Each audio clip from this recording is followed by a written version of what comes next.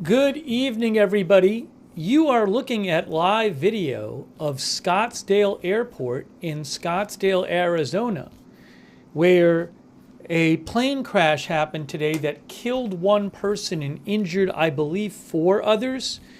And reportedly, this plane I've not seen it confirmed yet. Reportedly, it was owned by the plane that crashed into another plane was owned by Vince Neil of Mötley Crüe. So what happened is a plane came in to land, a Learjet, and it veered off the runway and it hit another plane that was just sitting there. And in this incident, one person was killed and again, I believe four others were injured.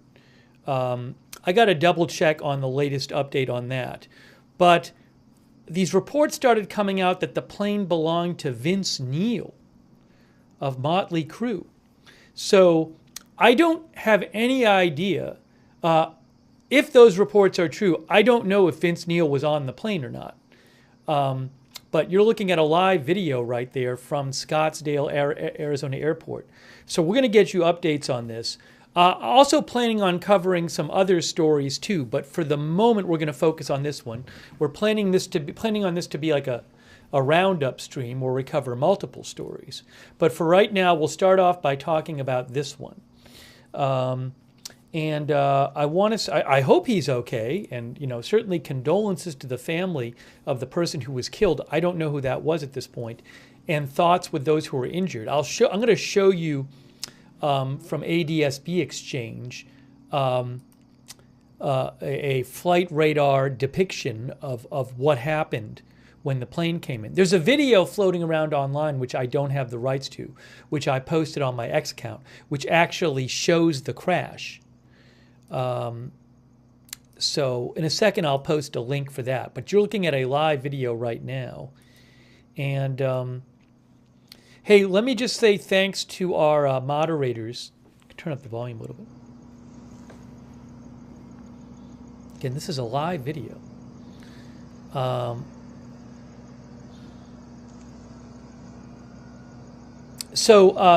Thanks to our moderators, Ruth Krafasi is moderating right now on YouTube.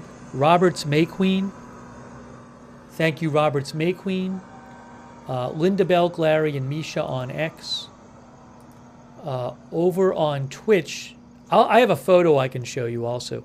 A Moment of Lovely, Good Luck Duck, Matthew Kohai 3. Our new moderator, Matthew Kohai 3. Thank you, Matthew, and all of our other Twitch moderators. McBritches and Surly Dev. Also, thanks to our Facebook moderators. We have moderating on Facebook.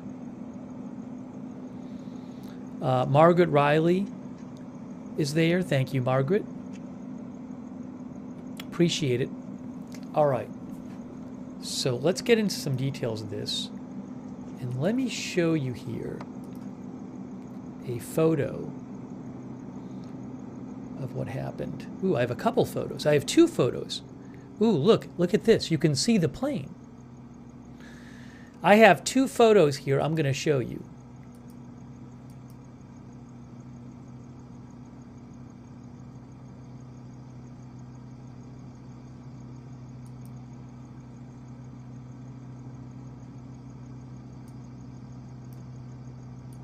Just give me one sec here. Let me pull it up on the screen.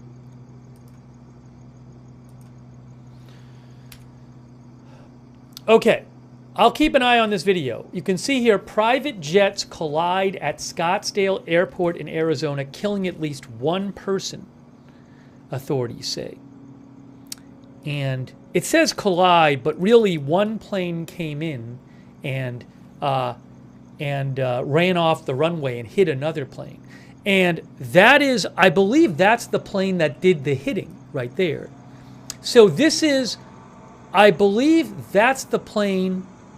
Isn't that the Vince Neil company owned plane right there, supposedly, right there?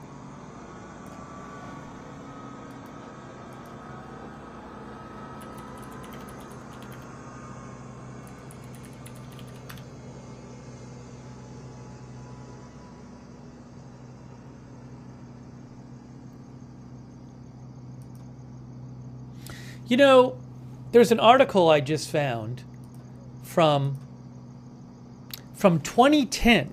There's an article in Business Jet Traveler that said Vince Neil Aviation will offer flights. There's an article from 2010 talking about Vince Neil launching an air charter service. I don't know if this was a charter flight or not. That, by the way, this is one picture. And another one, I have a second picture here too.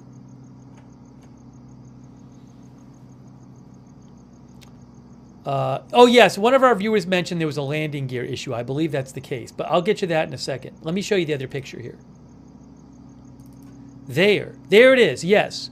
So look at this. You can see the plane with the flame paint job, the flaming picture on the tail, rammed into the other one. Orangefield heard a report that Vince Neil was not on the plane. Give me a moment here. I need to get caught up here. That's unconfirmed, by the way.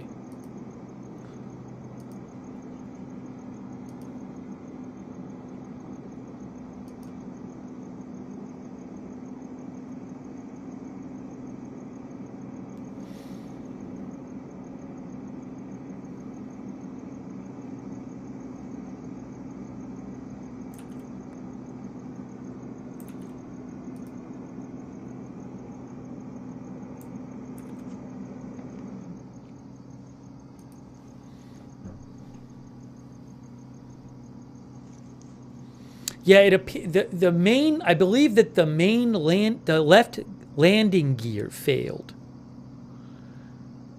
I believe that's what there was a short press briefing.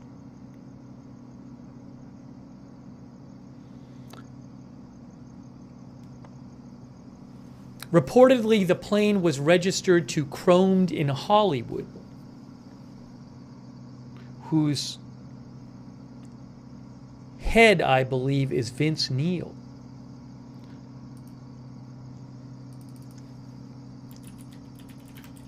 So anyways, that shows you a picture from AP of the one plane that went off the runway into the other plane. You can see here at least one person was killed and others were injured when private jets collided at the Scottsdale Airport. A mid-size business jet hit another mid-sized business jet that was parked on private property. One jet veered off the runway and collided with the Gulfstream 200 that was parked. It appeared that the primary landing gear of the arriving jet failed. 4 people were on the arriving jet, which had come from Austin, Texas, and 1 was in the parked plane.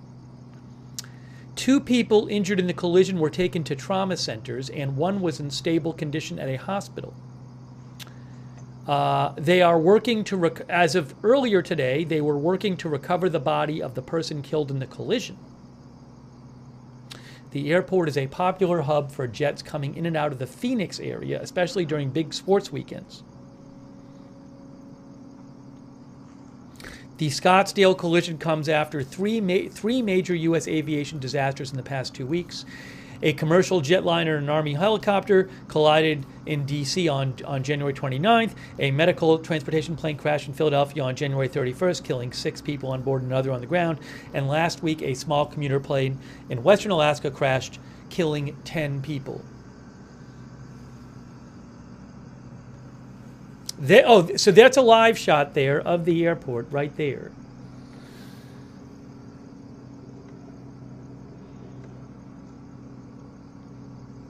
It was coming from Austin.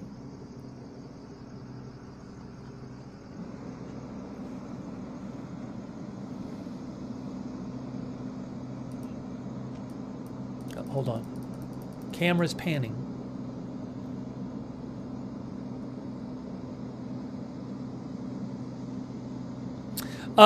B&O News just updated and said, according to KTVK, Vince Neil was not on board the plane when it crashed.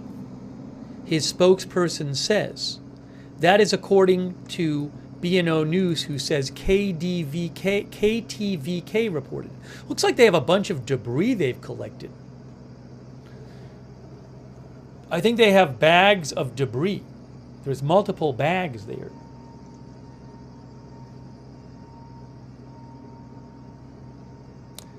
No, there's only that's numerous bags, and there's only one fatality in this incident.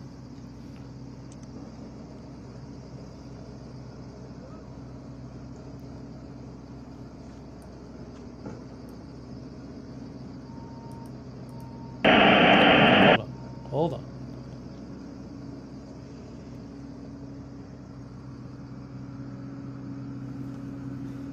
I'm gonna post a link to a video. I'm going to post a link to a video where you can see a video of the crash, which I don't have the rights to. So hold on. I'm gonna post a link to the video of the actual crash.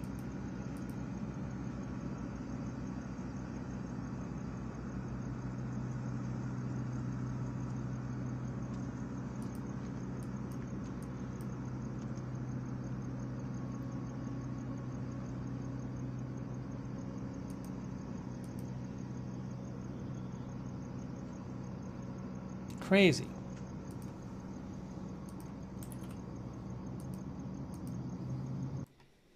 Oops, hold on.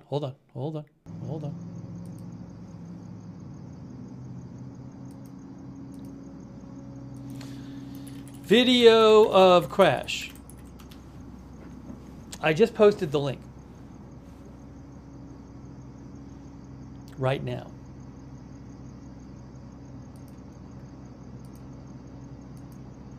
So again, I haven't seen that report myself from KTVK, but B&O News said they saw it. I just went to their site, and I didn't see it there. But maybe they posted it. Maybe they said it on TV.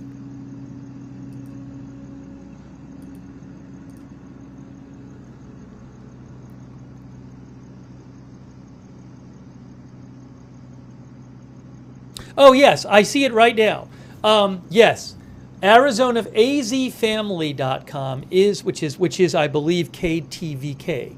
They are reporting the plane was owned by Vince Neil of Mötley Crüe, but Neil was not on board. Okay, so AZFamily.com, which is a news outlet, says that Vince Neil was not on board. And they said that Vince Neil's lawyer said, Mr. Neil's thoughts and prayers go out to everyone involved, and he is grateful for the critical aid of all first responders assisting today.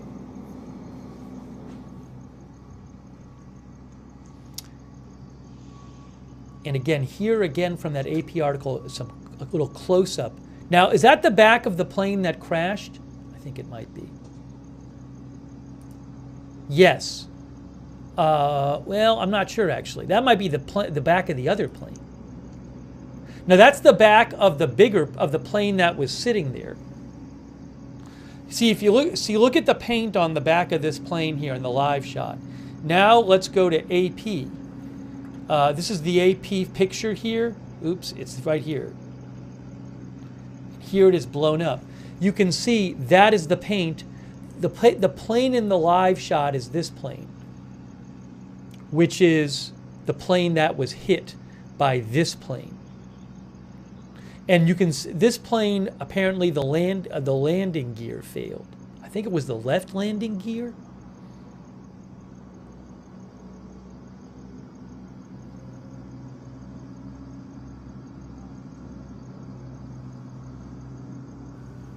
But again, one of the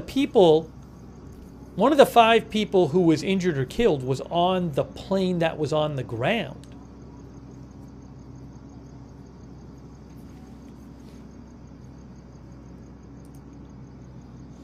By the way, thank you, to TK, Betty, Doug Cahill, Sonic, PZ Papa Zulu, Betty Eftergood, Marks, Kyler Collum,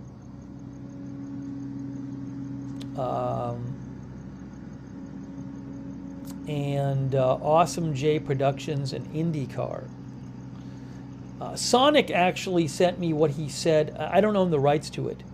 Sonic actually sent me, I'll have to listen to it. He said he sent me what he believes was the air traffic control. I think he said that they had instructions to go around and avoid the runway. Maybe that was right after the accident.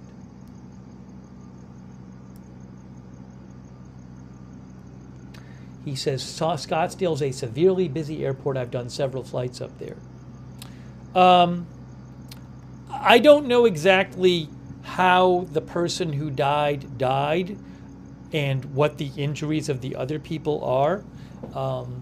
I just know, I posted that video in the chat of you where you can see the crash, and you can see the nature of the crash right here with one plane skidding off the runway and going into the other plane. The other plane was on private property.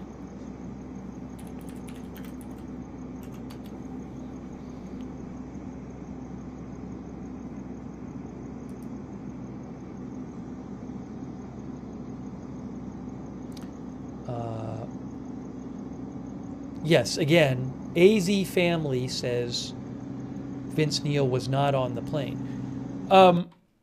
Oops, sorry. Let me show you here. Okay, look. Here, this is from ADSB Exchange. This is the flight. This is the flight right here. N81V1. 1989 Learjet 35, owned by Chromed in Hollywood. That's correct. It is a Learjet, and it was flying from, looks like it started out flying from maybe all the way over here in Florida somewhere, north of Fort Lauderdale? Fort Lauderdale Airport.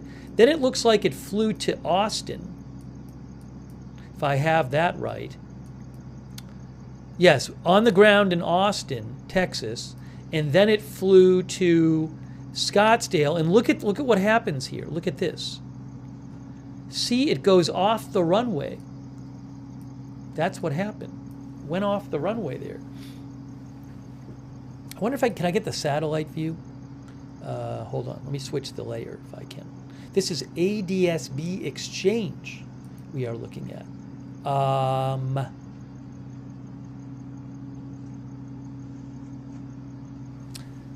I not do satellite at this location? I thought I could. Give me a moment here. Maybe there's something about the particular location I'm at.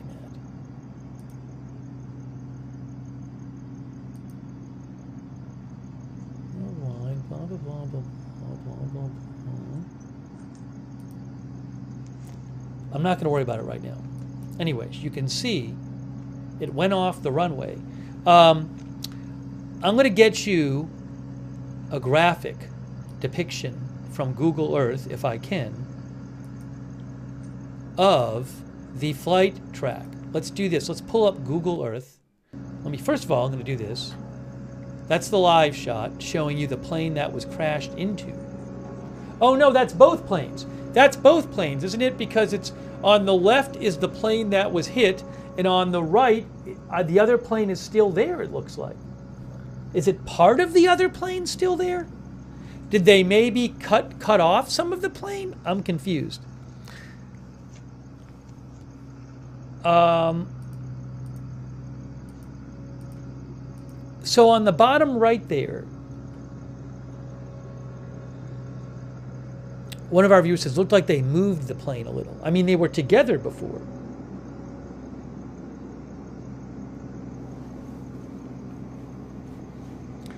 Barry thinks they pulled them apart a little.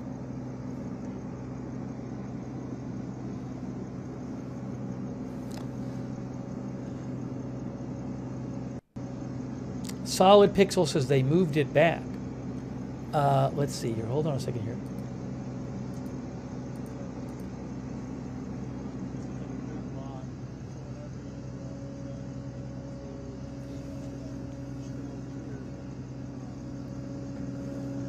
Yes, this happened on the ground. I'm going to show you guys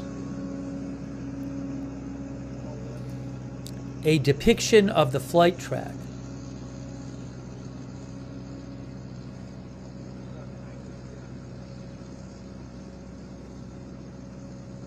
Let me do that. I'm going to pull it up here right now.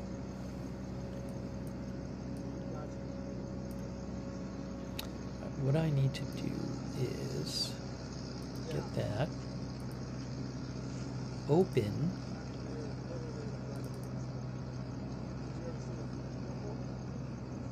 I got it. I got it from Google Earth via, oh, we got it. This is from Google Earth via ADSB Exchange. ADSB Exchange, you can download the flight path and then open it up in Google Earth. So check this out. This is the flight track of this plane. So it was coming in from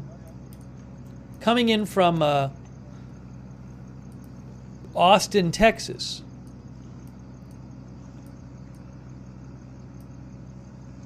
So everything, I mean, it landed right on the runway there.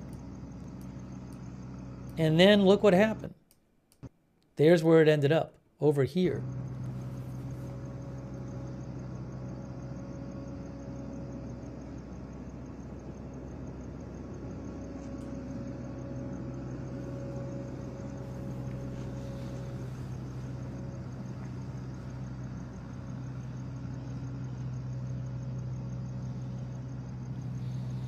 Abby H. claims that Arizona's small airports have had private plane crashes annually, and she lists a bunch. I'm not going to go verify all those, but that's what Abby H. says. Thank you, Abby H. And thank you also, IndyCar.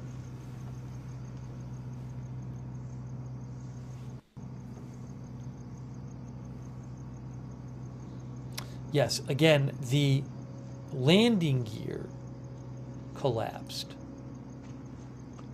Show you something else about this.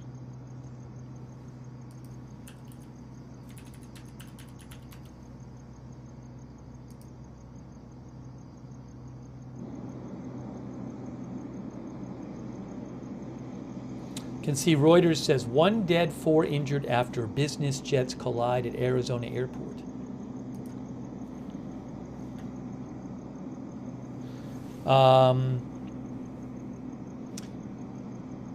So as of earlier today, 1 person remained trapped inside one of the planes. That was earlier today. It was a Learjet 35 that skidded off the runway and then collided with a Gulfstream 200 jet. The FAA had a statement on this.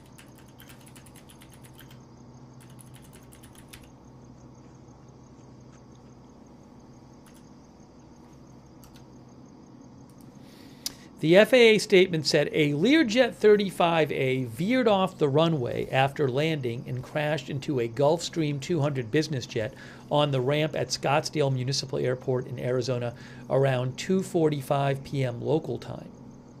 4 people were on board the Learjet and 1 person was on board the Gulfstream.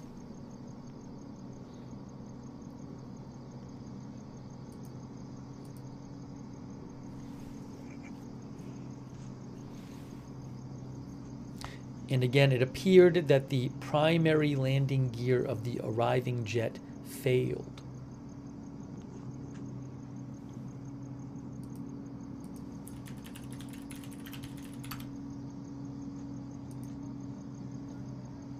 Hang on.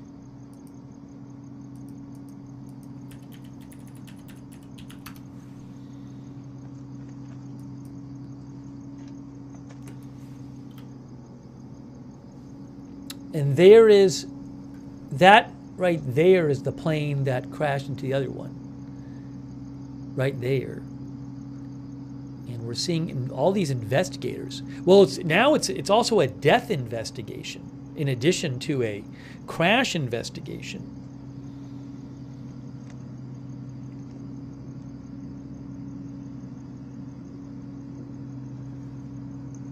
I don't even know if they've recovered. I mean, earlier reportedly they hadn't even recovered the person who died.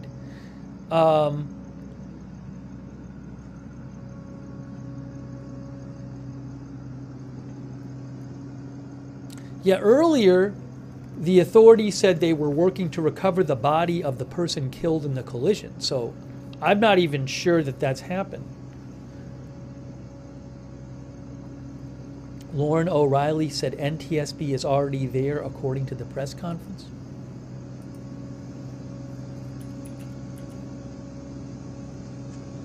I'm hearing some unconfirmed things in our chat.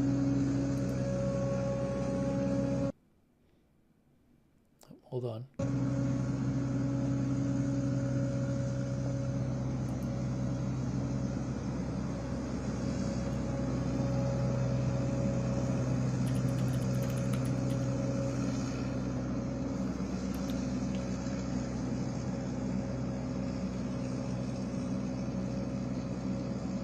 Again, Vince Neil was not on the plane, even though he owns the plane.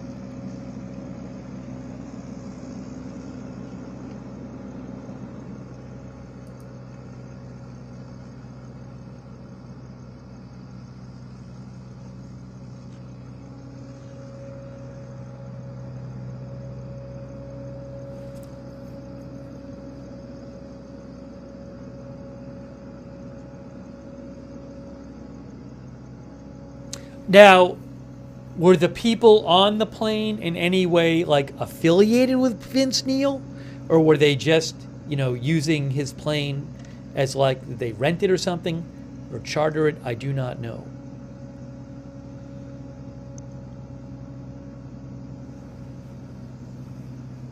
I should really quick. Oh, you know what? Give me about. I need about 10 seconds. I'm gonna disappear for about 10 seconds.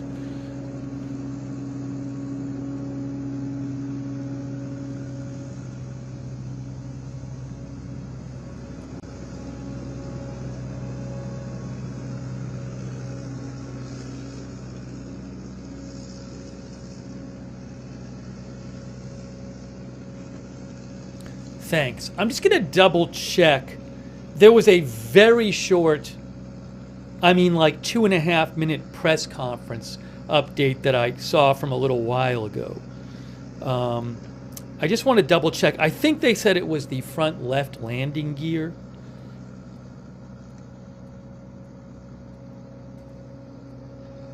It's right here. Hold on. I'm going to mute myself while I double check this again. Hang on.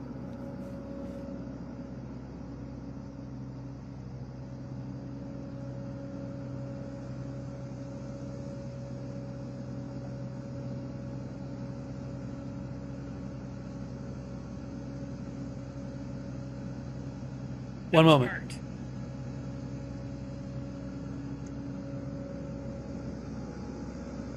So in the press conference, they said it appeared that the left main landing gear failed upon landing. Now, I am not a aviation expert, so I don't know. You know, I assume there's checks you're supposed to do on these things. It would certainly not be a good thing if this kind of stuff happened all the time. So I can't say why the left main landing gear failed upon landing, and who if anyone might be at fault for that.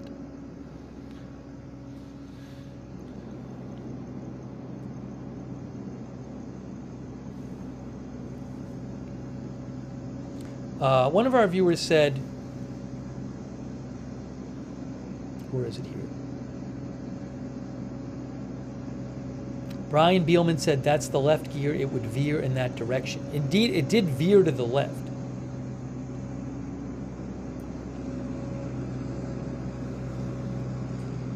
Let me also see. Just give me one more second here. Let me just listen to a little more of this. Again, it was a very short, it was like a 2.5 minute press briefing. So I'm just re-listening to some of it. So I'm going to mute myself again.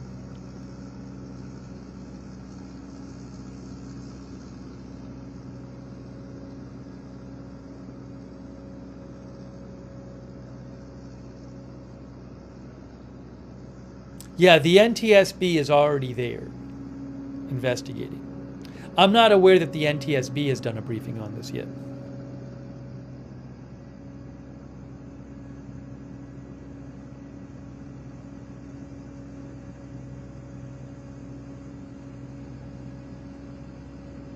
This happened at 2:39 p.m. Give me one more moment. I'm just checking something else from the briefing.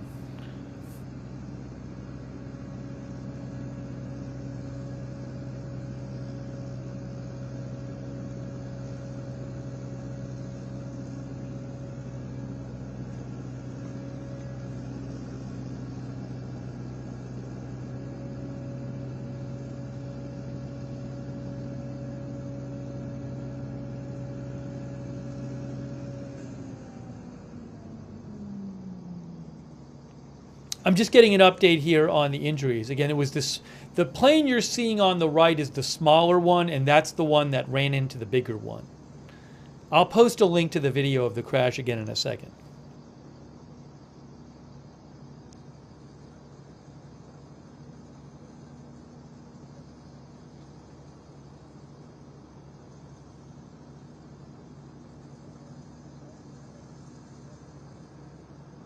There were one fatality, 2 people immediately transported to the hospital, one person who after a delay, well, after some time, I don't know why, sounds maybe less urgent, but after some time, that other person was transported to the hospital, and one person refused treatment.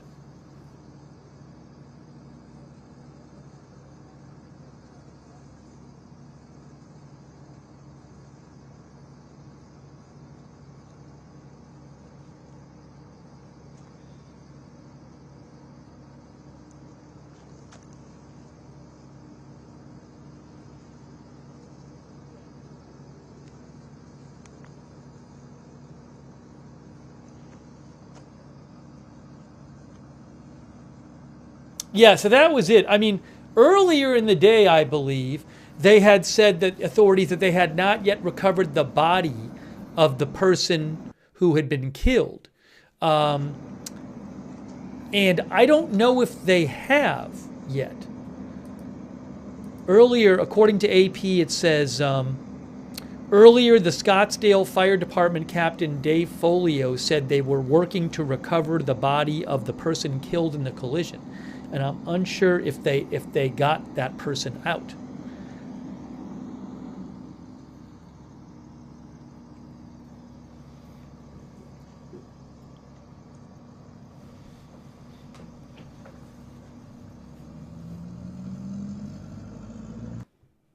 Hold on a second.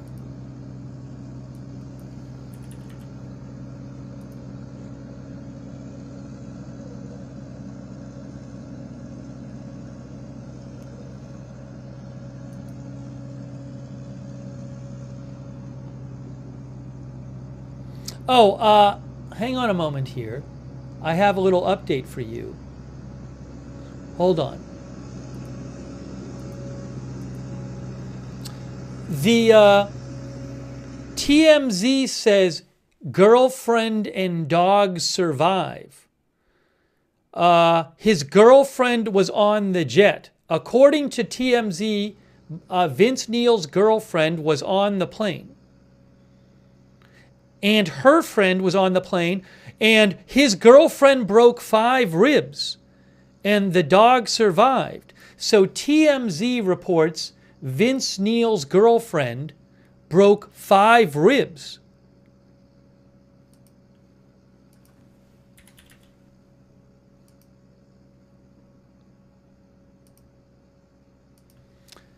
TMZ, Vince Neal's girlfriend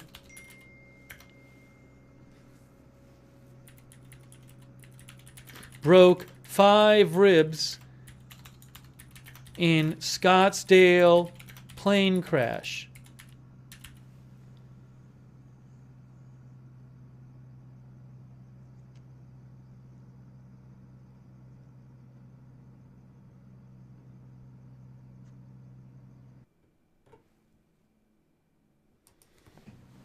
Again, according to TMZ, Vince Neil's girlfriend Rain was on the plane, as was his girlfriend Rain's friend Ashley.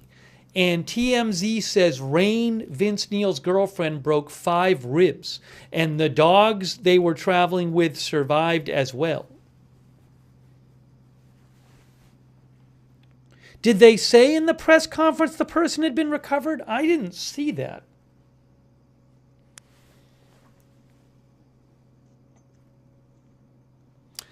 No, I'm literally looking at TMZ. It says Vince's girlfriend Rain and her friend were on the plane. We're told Rain broke 5 ribs. I'm literally reading it right in front of me.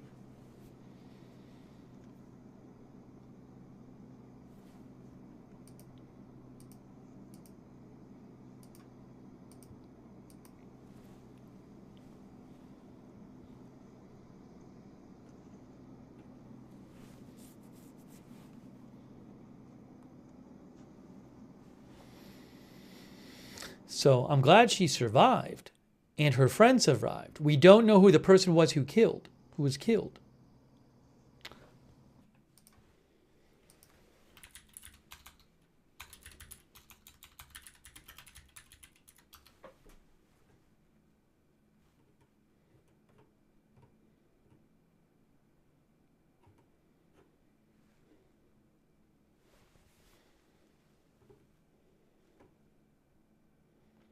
Was the pilot killed? That I don't know. Remember, there was one person who was hurt or killed who was on the second plane. So we just haven't heard yet.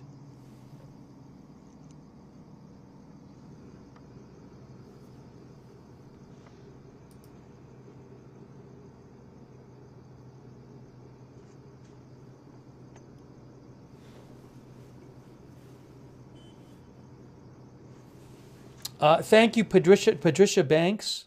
Yeah, we will be getting into other stories in a little bit. We might talk about that later, Patricia. Thank you. Also, cartoon maps. So, in case you missed it, again, this was an incident at Scottsdale Airport where a Learjet, this is from AP, this Learjet, owned by Vince Neil of Mötley Crüe, landed, and when it landed, its left main landing gear collapsed, failed, and it ended up going off the runway to the left side and crashing into this other jet, business jet here. And 1 person dead, 4 injured. 3 of the 4 people were taken to the hospital who were injured. And 1 of the 5 people was on the big plane. 4 were on the smaller plane that hit the big plane. TMZ reports that 2 of the people on the smaller plane were Vince Neil's girlfriend and Vince Neil's girlfriend's friend, and they reportedly also had dogs with them. TMZ reports that Vince Neil's girlfriend, Rain, had 5 broken ribs and that the dogs survived.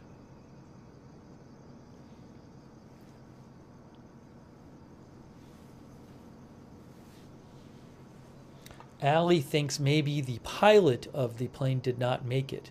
I mean, someone got killed here. We don't know who. Certainly that's possible. I will post again a link to the video of the incident. Here is another picture of the plane. That is the plane owned by Vince Neil, which crashed into the other plane. See, it looks like they... it looks like they maybe removed the front or something. Because look at the front. It's just like a clean cut here. I may be wrong, but in the video I saw, it didn't split in 2 like that.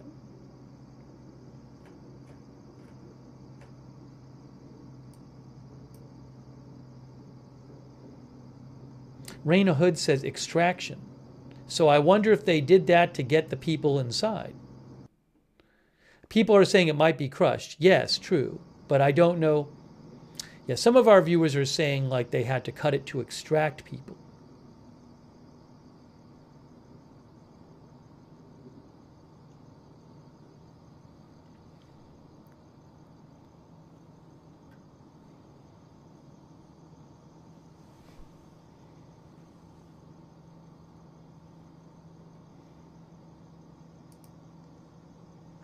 I am posting the link in the chat again to the video. I just posted it again.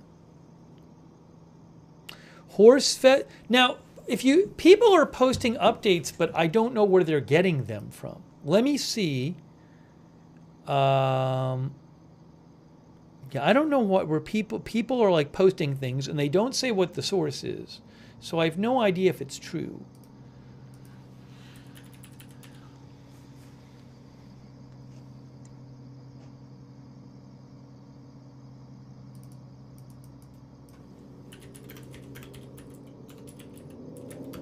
Please stop with Ricky Fowler. There is no reporting that Ricky Fowler was on the plane. That's just wrong. I have not seen a single report, except for somebody who I think was trolling in the chat. There are no reliable reports that Ricky Fowler was connected to the plane. Either plane.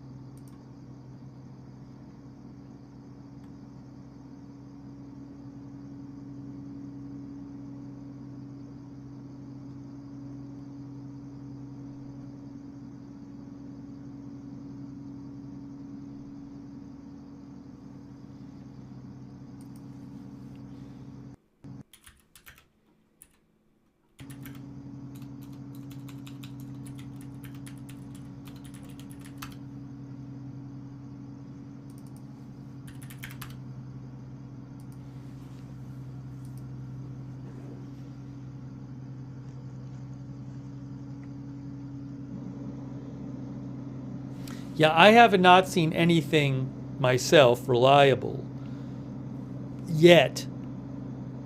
I've been checking a bunch of different sources. I'll keep looking. I know some people have been sending me stuff too about like who was killed.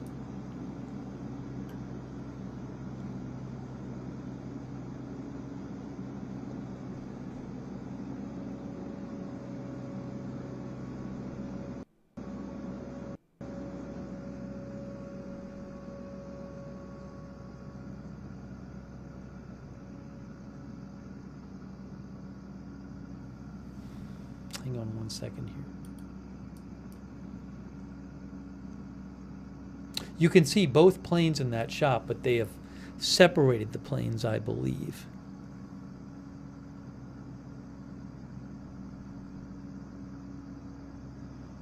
I don't even know that they separated them. I mean, in the video, you see one hits the other, and then the other one moves.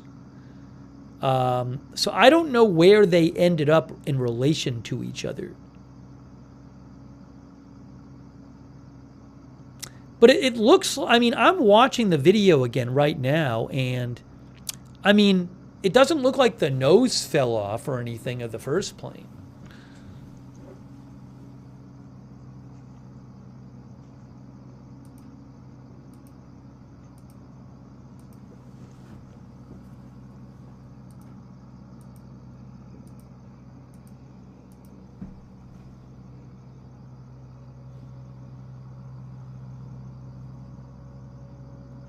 No, I can't. I don't have the rights to the video. I posted in the chat. I posted it on my X account.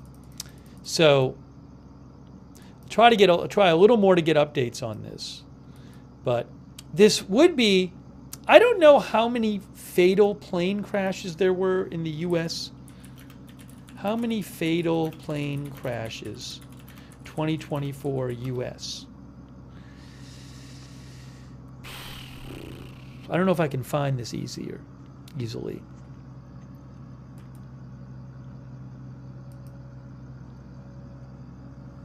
I am looking at one article that says This is a Bloomberg article. Well, but this is about the world. This isn't about the U.S. This is the fourth fatal plane crash in the U.S. in 13 days. The fourth in 13 days. The 29th was the D.C. crash. The 31st was the Philadelphia crash. That was, 67 dead and 6 dead. Then 10 dead a couple days ago, I think it was, in Alaska, a few days ago.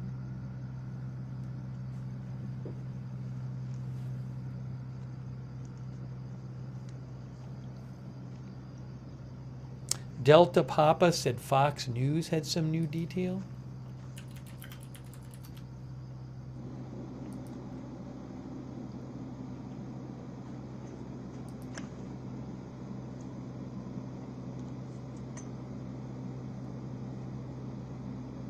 Yeah, I think all the stuff in their article so far I've seen is similar to what we've already discussed.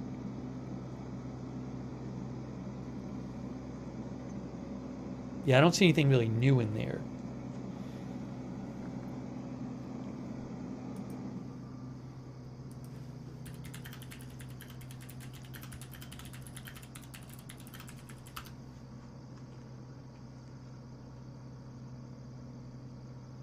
So,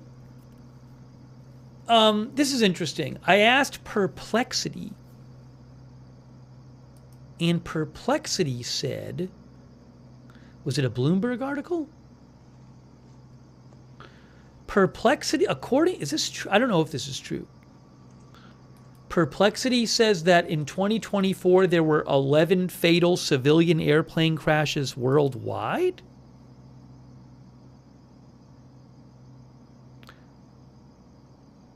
There's an article from Reuters that said as many as 318 people lost their lives in 11 civilian airplane accidents in the outgoing year.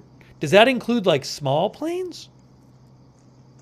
Because I do know small planes do crash.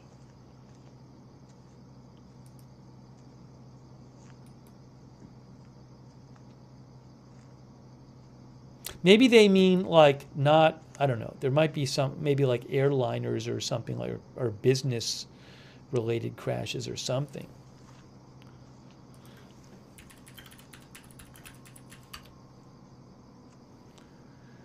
I'm trying to find it. I'm looking at some different sites here. Accident data.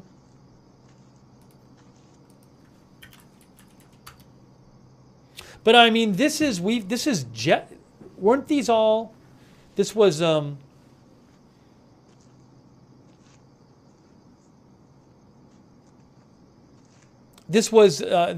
mean, obviously you had a jet and a helicopter, civilian jet and a helicopter.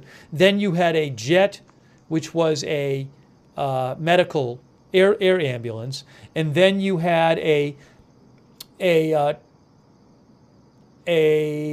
Cessna, but it was a civilian air carrier plane bearing air, which crashed and killed 10 people in Alaska. And now this one, which is, it's a jet, a Learjet, crashing into another jet.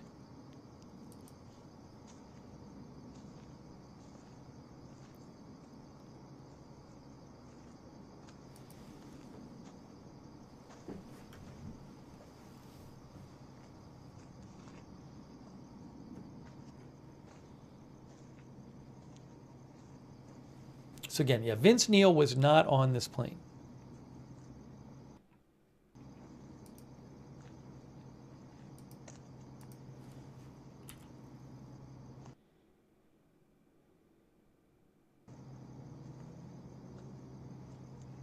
Oh, I have some more photos here. I have more photos.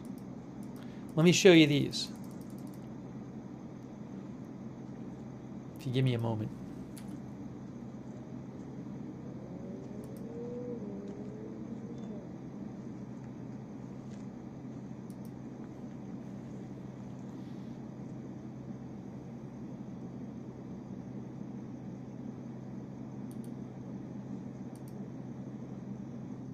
Here's some more photos of the incident. We have here, these are from AP. I think we saw this one already. Yep, that's the Vince Neil owned plane, which its left landing gear failed and it ran into this other plane. And then, where's the next one? We already saw that one too. Ooh, look at this one. Oops. Can you see this one? Trying here. How do I get this up? There you go, right there.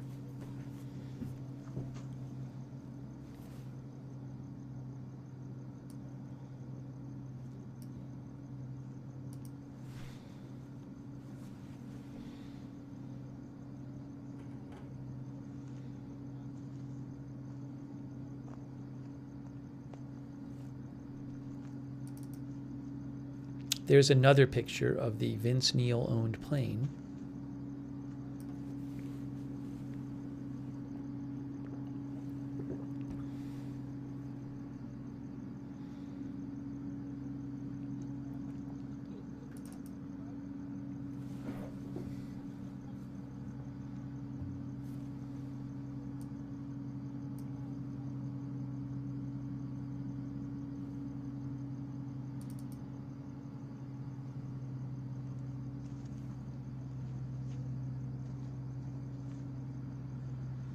No, I have one of our viewers, Deanna May, says we can't even see where the other plane was hit. You can see it in the video. I haven't seen a good picture showing it.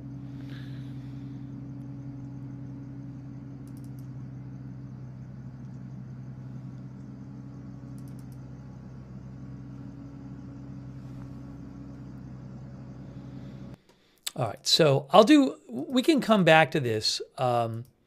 That's what we know right now. I have not seen identified the person who passed away. So certainly it could be a pilot of the first plane. It could be the person who was on the second plane that was run into.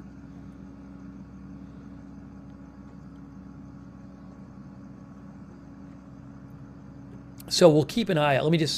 People have been sending me messages too. Let me just check a couple things. We have a bunch of other stories I want to mention too.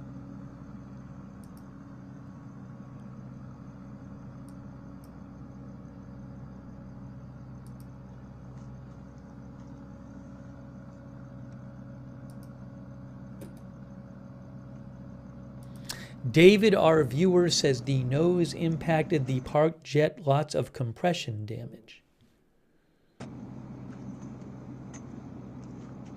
George Ronald Anderson Jr. says this could have been far worse than it was.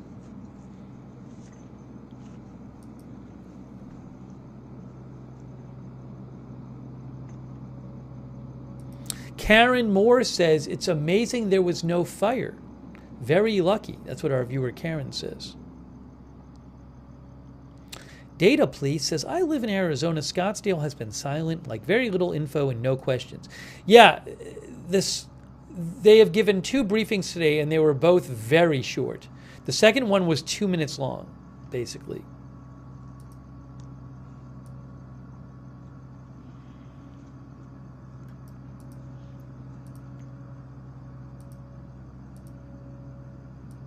That guy's climbing up the back of the other plane, looks like.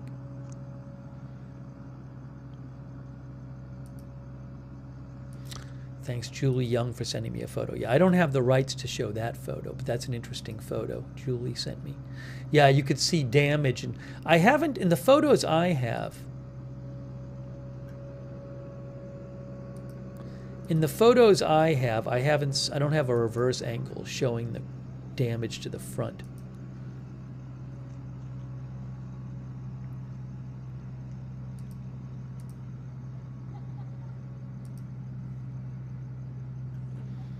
I'll do one other check, and maybe I can come back later and see if I have any other photos.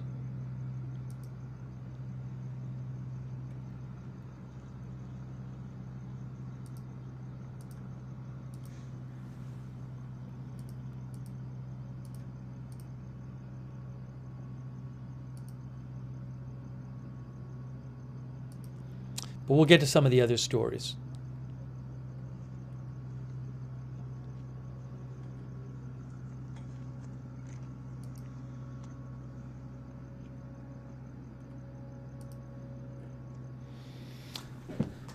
And if I hear any updates while we're talking about the other stories, I'll certainly pass them along.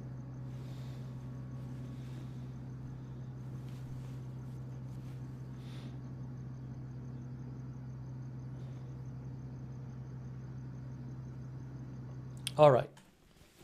Let's go to, for now, I'll keep an eye on that. Let's go to a different story, and we'll come back to that, and if I have any updates, and update you. We should talk about Eric Adams.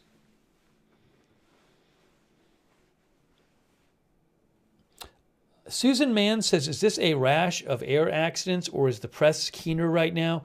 Oh,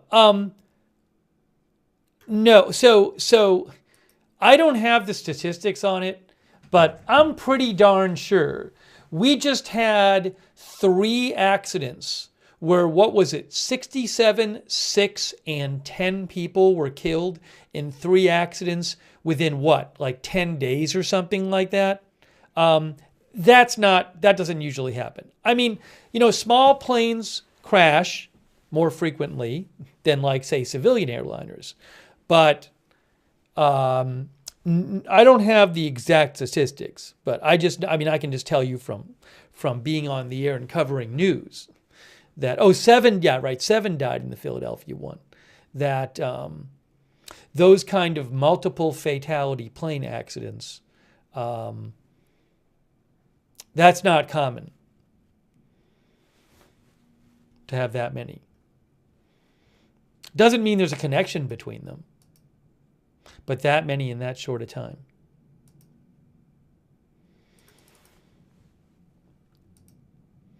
All right. Let's talk about David Ferriello said he emailed me something about plane crash fatalities.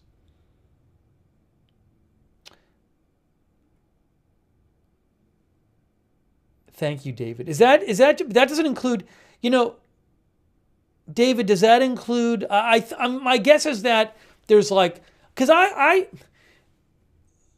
there are fairly regularly civilian small planes that crash where somebody dies. And I don't know if there's a list available of those.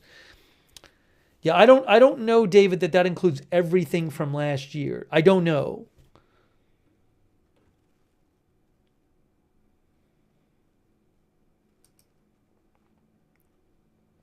Thank you, David. I appreciate it. I'll have to do some more searching later. I don't want to stop right now and do it because it's just then you're just watching me do searching. But I'll have to look later and see if I can find a good list. The website Aviation Safety Network has a list too of different things. They say, well, I got to go look at it later. Thank you, David. All right, let's talk about Eric Adams. We covered Eric Adams when we covered the story when, I guess I should update the headline here.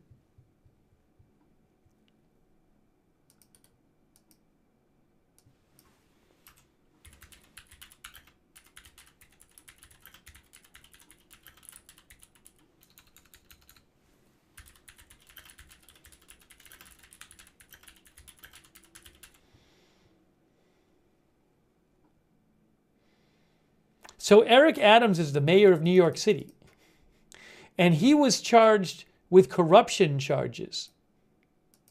What was it, months ago? And then today, the Trump administration Justice Department ordered that those charges be dismissed. And I'm going to show you the notice they came out with, though. They didn't question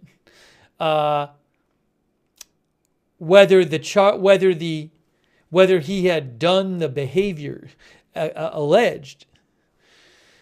So it's an interesting notice they put out about this that I want to show you.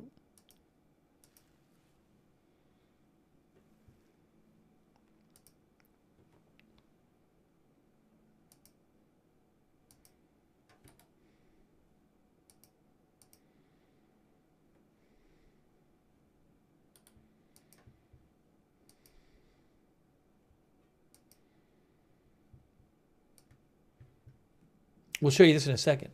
Memorandum for acting U.S. Attorney, U.S. Attorney's Office for the Southern District of New York, from the acting Deputy Attorney General. Dismissal without prejudice of prosecution of Mayor Eric Adams, which means that they can bring the same charges against him again. Yeah, I don't. By the way, really quick, so one of our viewers just posted something like 6.1 million flights worldwide in January alone. People are posting this stuff in the chat like I'm telling people not to fly. I never said that.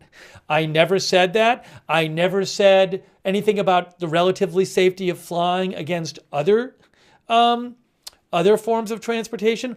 All I've pointed out is that there have been, I believe, more fatal accidents in a short time in the U.S. than there usually are, especially multiple person fatal accidents. I said there's no sign that I haven't heard that these are connected at all. I have no idea, but I haven't. But I think people are like reacting like I'm saying flying is really dangerous. Don't do this. I haven't said anything of the sort. So if you have that take on what I'm saying, I just haven't been saying it. Now maybe people maybe I'm misreading what people are taking from my coverage, but I mean I just haven't been saying that.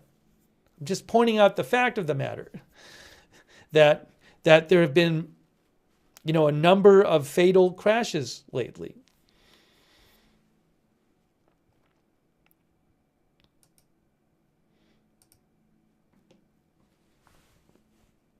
Uh-oh, there's a typo.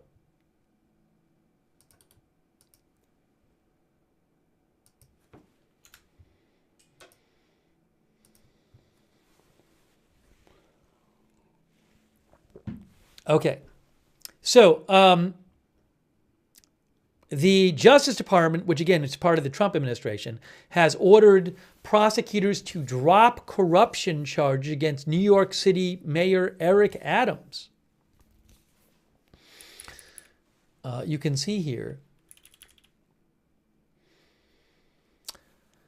the Justice Department today ordered federal prosecutors to drop corruption charges against New York City Mayor Eric Adams, arguing in a remarkable departure from long-standing norms. Again, a remarkable departure from what is usually done, that the case was interfering with the mayor's ability to aid the president's crackdown on illegal immigration. Now, Adams, in recent weeks, months, has been publicly getting closer to Trump. In a two-page, I'll show you the memo that was sent out about this.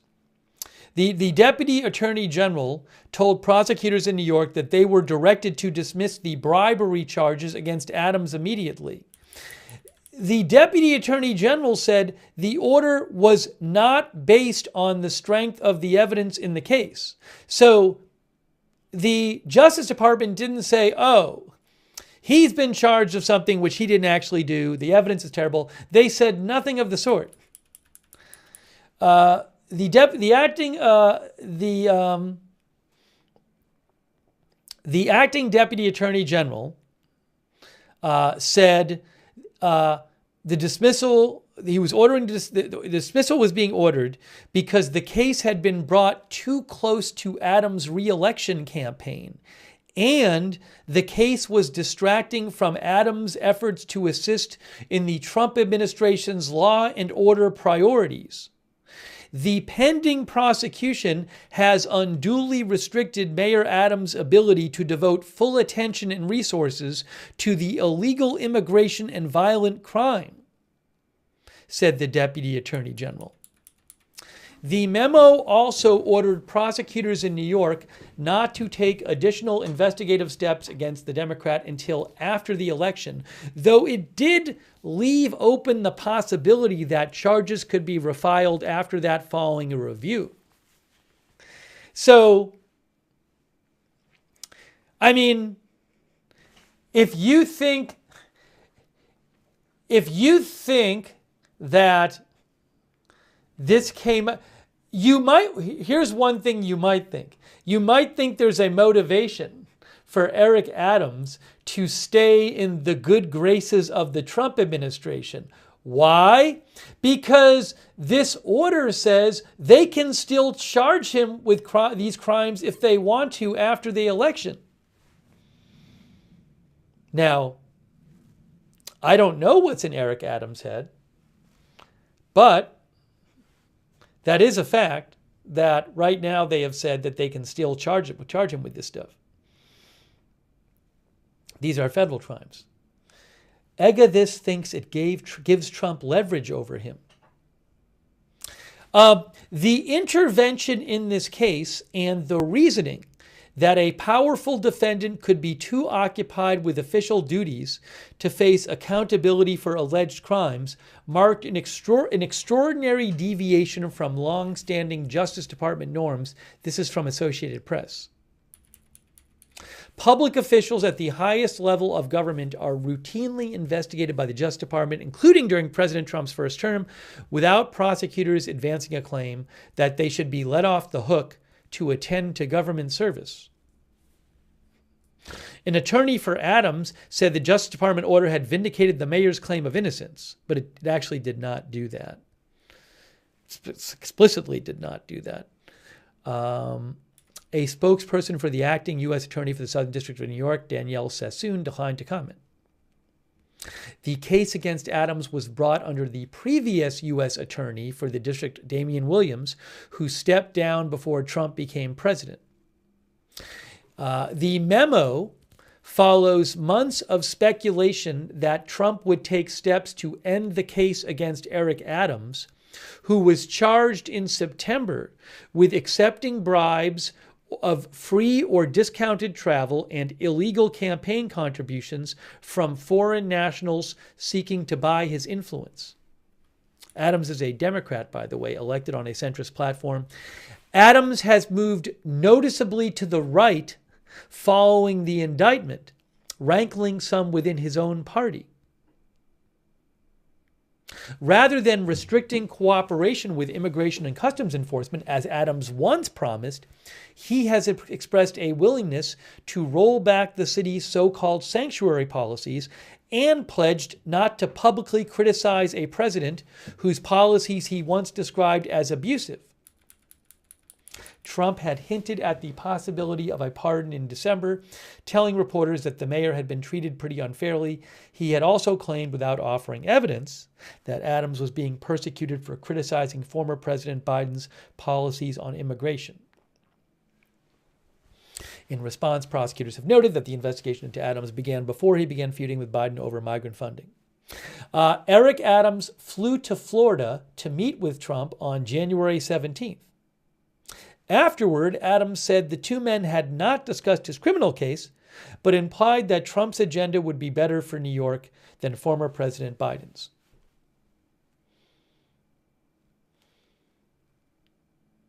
Adams faces a crowded Democratic primary race in June in New York. On Monday, several of his opponents described the DOJ directive as a sign Adams had agreed to do Trump's bidding in exchange for leniency. Brad Lander, the city's controller and a mayoral challenger, said, instead of standing up for New Yorkers, Adams is standing up for precisely one person. Zoran Mamdani, a state assembly member who is also running for mayor, called for an investigation into whether Adams cut any kind of deal with the Trump administration that involves breaking city law. I'm going to take some comments in a second. Let me just read a couple more paragraphs here. The criminal case against Adams involves allegations that he accepted illegal campaign contributions and lavish travel perks worth more than $100,000 while serving in his previous job as Brooklyn Borough president. The indictment said a Turkish official who helped facilitate the trips then leaned on Adams for favors, at one point asking him to lobby the fire department to allow a newly constructed 36-story diplomatic building to open in time for a planned visit by Turkey's president. Prosecutors also said they had evidence of Adams personally directing campaign staffers to solicit foreign donations, then disguising those contributions in order to qualify for a city program that provides a generous, publicly funded match for small dollar donations. Foreign nationals are banned from contributing to U.S. election campaigns under federal law.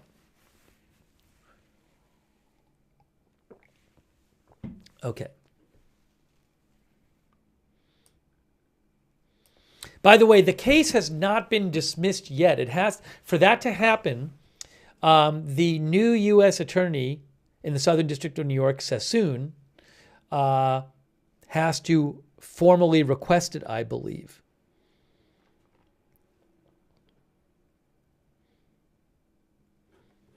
All right. What is your thoughts on this? Oh, and in a second, I'll show you the memo that actually came from the Justice Department. Truth WSYF thinks another corrupt politician big shocker. Manic Miner thinks he is a typical self-serving politician. Uncle Floyd thinks the average New Yorker is happy with Trump policies for now.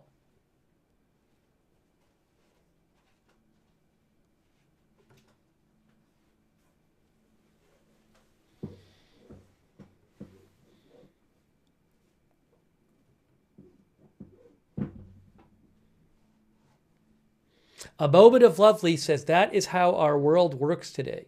Integrity Farmer Bob thinks Adams will get reelected. I don't believe he's been polling well recently. I guess in June is the Democratic primary. Chaz, we'll talk again about the reasons that were given for dismissing the case. Again, the two reasons they gave for dismissing it. The reasons given were not that he didn't do what he was accused of, not that there was, say, shoddy evidence. They didn't even get into that. The two reasons given were that, right here you can see, Bove said the order was not based on the strength of evidence in the case, but rather because it had been brought too close to Adams' re-election campaign and was distracting from the mayor's efforts to assist in the Trump administration's law and order policies.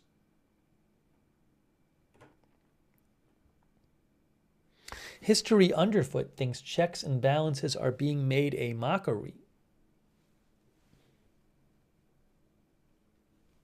Mason D says, of course he moved to the right. The election campaign is this year. Thomas Darwin thinks those reasons are completely bogus.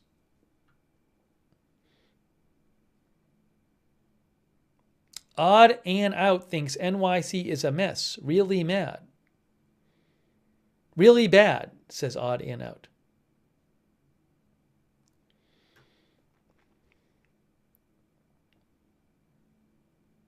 Pamela Smith says quid pro quo. Just Purple thinks that explanation makes no sense. Here, let me show you. This right here is the actual memo. I'm going to show you what the acting United States... Sorry. This is from the acting Deputy Attorney General of the United States in the Trump administration Department of Justice. So I'm going to read you what this memo says. And again, the charges against Eric Adams were federal charges. They were not local charges. That is why the Justice Department of the Trump administration has purview over them. Alex Maz thinks this seems highly suspicious, like he has some sort of deal with Trump, possibly. Bluebird Softball Cookie thinks this is because Adams said to Trump, come and take anybody that you want, it's fine. Shaggy thinks Eric Adams plays both sides and stands for nothing he's done. All right, here's, by the way, quick thanks to B. Earhart. And thank you, B. Earhart, for being a member and supporting the channel. Thank you, Brian Tampa. Thank you, David Ferriello, our member. Thank you, Brad from New Zealand. Thank you, Delta Papa. Again, Jeff Buddington, thanks for being a member. Ohio Rando, thank you. Hold on a second here. I'm going to read you this in a second. Ohio Rando pointed out that Jim Tressel, the former Ohio State football coach, was nominated as the next lieutenant governor of Ohio by Governor DeWine. I hadn't even heard that yet.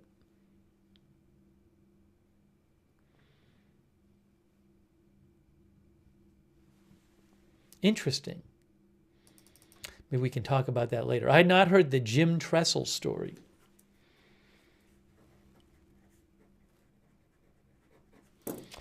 Sorry, I'm just, a couple thank yous here. Thank you to Patricia Banks. And, hold on. By the way, I just got the president's schedule in my inbox. Tomorrow, the King of Jordan is coming to the White House tomorrow and is meeting with President Trump, but there's no press conference scheduled. There is at 3 p.m. the president signs executive orders. Also, a thanks to Big Dog Gaming for your support on Twitch, and also Blat1982, and also Anonymous Gifter, who gave a gift sub, and Notorious Rob on Twitch, and Devil Doc on Twitch. Thank you. Also, Peter Newton. Peter Newton says there was a good interview on Arizona Family with Chris Van Cleave, who I think I follow on X, about the crash. I'll have to check it out. Thank you, Peter Newton. All right, let's read what this order, which ordered for the dismissing of charges against New York Mayor Eric Adams, the Trump administration, Justice Department, today ordering that these charges be dismissed. Okay, so the Deputy Attorney General of the Trump administration writes, "You are directed, as authorized by the Attorney General, to dismiss the pending charges in U.S. versus Adams as soon as practicable, subject to the following conditions. The defendant must agree to writing to dismissal without prejudice." Dismissal without prejudice means that the government could bring the same charges later. This does not prevent the government from bringing the same charges later. So it's without prejudice, okay? It's temporary dismissal, and the charges can be refiled. Also, the defendant must agree in writing that he's not a prevailing party under the Hyde Amendment. Then the matter shall be reviewed by confirmed Attorney General, U.S. Attorney in Southern District of New York, blah, blah, blah, blah, following the election. So the case will be reviewed again following the November mayoral election. There shall be no further targeting of Mayor Adams or additional investigative steps prior to that review, which follows the election, and you are further directed to take all steps within your power to cause Mayor Adams' security clearances to be restored. Now, the Justice Department has reached this conclusion without assessing the strength of the evidence or the legal theories on which the case is based. I want to emphasize this. The Justice Department has reached this conclusion without assessing the strength of the evidence or the legal theories on which the case was based, which are issues on which we defer to the U.S. Attorney's Office at this time. Moreover, as I said during our recent meetings, this directive in no way calls into question the integrity and efforts of the line prosecutors responsible for the case, or your efforts in leading those prosecutors in connection with a matter you inherited. It's not saying that the prosecutors did anything wrong. However, the Justice Department has determined that dismissal of the charges subject to the above described conditions, is necessary for two independent reasons. So here's why they're saying they want the cases dismissed. It's not because of the strength of the case or the merits of the case. It's not because there's been any kind of wrongdoing alleged by the prosecutors, alleged that the prosecutors did. So what is it? First, the timing of the charges and more recent public actions by the former U.S. attorney responsible for initiating this case, Damian Williams, have threatened the integrity of the proceedings, including by increasing prejudicial pretrial publicity that risks impacting potential witnesses and the jury pool. I'm a little confused about all that. It cannot be ignored that Mayor Adams criticized the Biden administration's immigration policies before the charges were filed.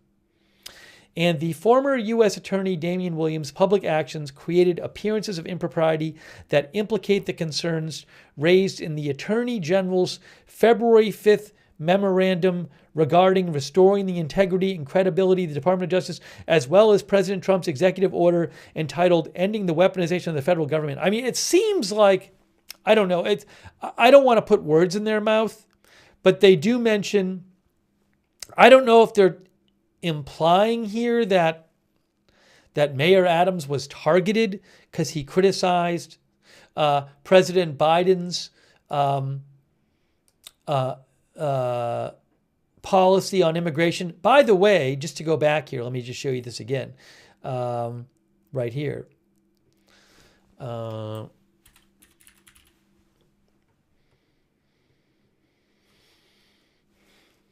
Where is it here? Prosecutors in the Adams case have noted that the investigation into Eric Adams began before he began feuding with Biden over migrant funding. Anyways, let me keep. So I don't have a full explanation of what all this means. But they say these actions and the underlying case have also improperly interfered with Mayor Adams' campaign in the 2025 mayoral election.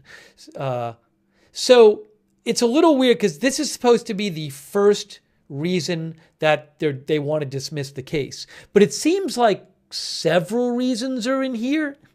So they talk about how he has a mayoral race coming up. But also, they say somehow that the previous U.S. attorney increased prejudicial pretrial publicity that risks impacting potential witnesses in the jury pool. Anyways, so I'll post a link to this, and you can read the whole thing and dissect it. The other reason that they gave for this order is, second, again, it seems like the first paragraph has several reasons. Second, the pending prosecution has unduly restricted Mayor Adams' ability to devote full attention and resources to the illegal immigration and violent crime that escalated under the policies of the prior Biden administration. We are particularly concerned about the impact of the prosecution on Mayor Adams' ability to support critical ongoing federal efforts to protect the American people from the disastrous effects of unlawful mass migration and resettlement, as described in Executive Order 14165. Accomplishing the immigration objectives established by President Trump and the Attorney General is every bit as important, if not more so, as the objectives that the Biden administration pursued by releasing violent criminals such as Victor Boot, the merchant of death. So Victor Boot was part of a trade for, wasn't it American hostages in Russia? Anyways, I was a little confused by that mention. Accordingly, based on these additional concerns that are distinct from the weaponization problems, dismissal without prejudice is also necessary at this time. So it's not really two clear reasons. It's kind of like a bunch of reasons kind of gone through quickly here. So you know, in this first paragraph, it mentions his mayoral run is coming up soon, but they're implying that the Justice Department was weaponized against him. And here it says that, like, well, basically, if we let this prosecution keep happening, it's not going to let him focus on immigration enough.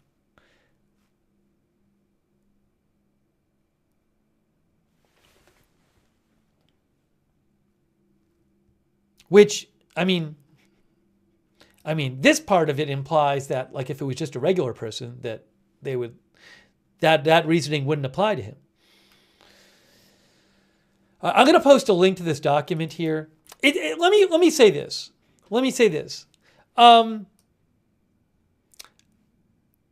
This is all. I'm not familiar with this norm. Well, the AP article says that this is not usually, this kind of dismissal of charges is not the norm. But basically, these two paragraphs explain the reason. I mean, that's it. That's the end of it. These two paragraphs are the ones that explain the reasoning. I don't think it's very clear. I mean, there's a bunch of different stuff mentioned in there and kind of gone through pretty fast. So anyways, I'll post a link in there and you can read it at your leisure.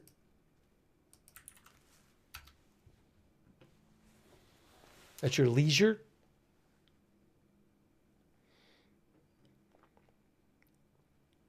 Mr. Fixit says, sounds like a legalese pardon. Now, it's not a pardon because he can get charged. Again, it's dismissal without prejudice, meaning that the government can charge him if they want later. But the reference frame thought it was not much of a reasoning. Tim King thinks Trump basically bought himself a mayor.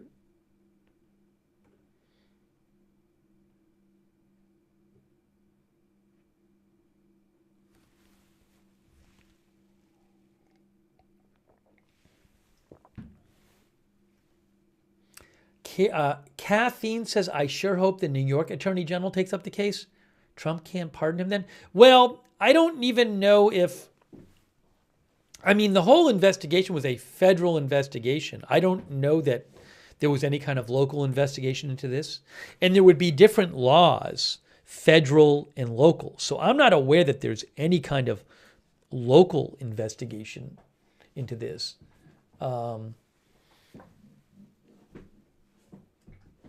Does he have another charges pending? I'm not aware that he has any other charges pending. Does he?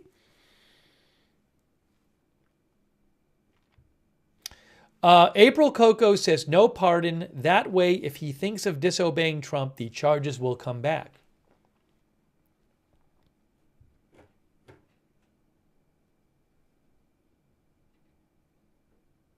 What were the charges? Again, I'll summarize here. This is from the AP article. The criminal case against Adams involves allegations that he accepted illegal campaign contributions and lavish travel perks worth more than $100,000, including expensive flight upgrades, luxury hotel stays, and even a trip to a bathhouse while serving his previous job as Brooklyn Borough President. The indictment said a Turkish official who helped facilitate the trips then leaned on Adams for favors, at one point asking him to lobby the fire department to allow a newly constructed 36-story diplomatic building to open in time for a planned visit by Turkey's president. Prosecutors also said they had evidence of Adams personally directing campaign staffers to solicit foreign donations, then disguising those contributions in order to qualify for a city program that provides a generous publicly funded match for small dollar donations. Foreign nationals are banned from contributing to U.S. election campaigns under federal law.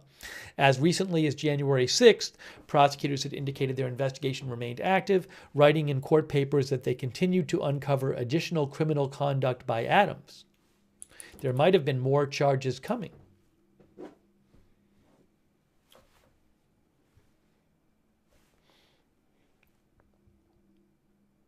Thank you, Rain-Wrapped. Rain-Wrapped thinks the DOJ reasoning makes it sound like if Adams doesn't work on immigration, they can pursue the charges again. Yeah, I mean, I think that's a fair point by Rain-Wrapped. One of the points in the DOJ memo, one of the reasons given for getting rid of the charges right now is that having this prosecution will unduly restrict Mayor Adams' ability to devote full attention and resources to illegal immigration and violent crime, and his ability to support critical ongoing federal efforts to protect the American people from the disastrous effects of unlawful mass migration and settlement as described in Executive Order 14165. It's literally saying that a big reason we don't want him to have facing these charges is so he can support the president's immigration policy. So yes, I would agree with Rain Wrapped that it certainly does make it sound like if he weren't to give big support to that policy, then it make that one of the big reasons for doing this would evaporate.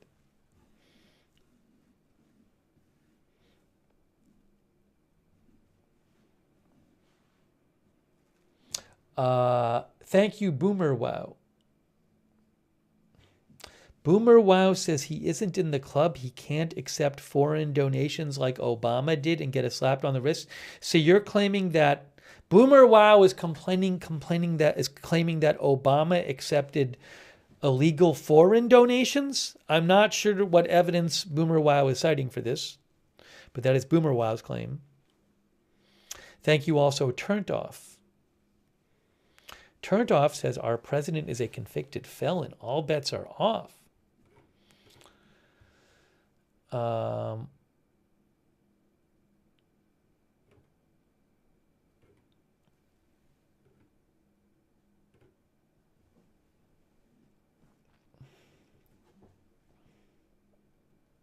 Madam Aurora thinks this is unreasonable, what has happened. Laura L. says Adams is a Democrat. People supported him until this news release. It's not clear how this will all, what effect this will have on his candidacy. As this year, there's a new mayoral race in New York. Again, I believe in June is the Democratic primary. But from what I read, he wasn't polling very well recently.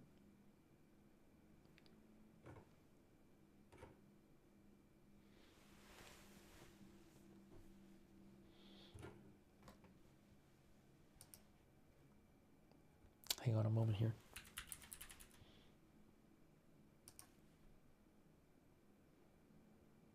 Walkie Talkie says, I'd like to know more about current support for Adams. I thought he was not well liked. Let's see if there's any other updates in this article here. This is Reuters. Justice Department orders New York Mayor Eric Adams charges to be withdrawn.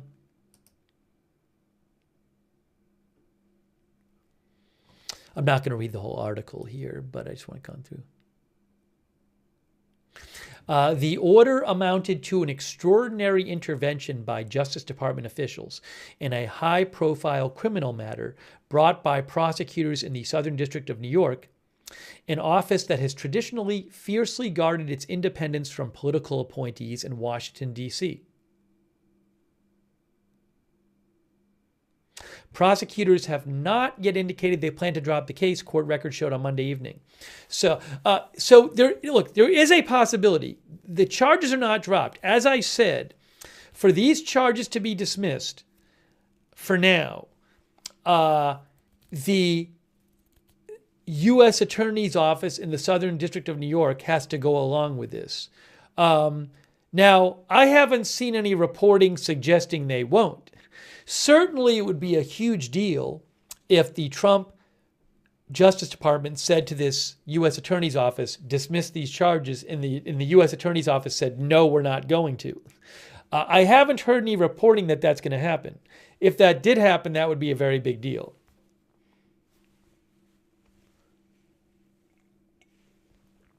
Adams pleaded not guilty to the charges originally, by the way. Adams has argued he was unfairly targeted by Biden's administration because he criticized its immigration policy over a surge in migration to New York. Adams forged ties with Trump.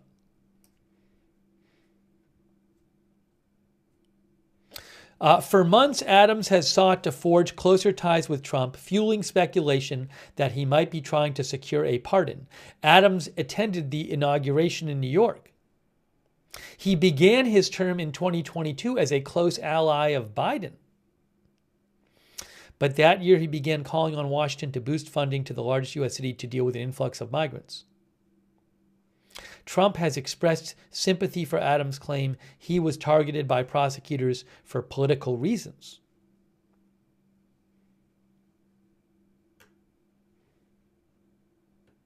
Critics see Justice Department politicization.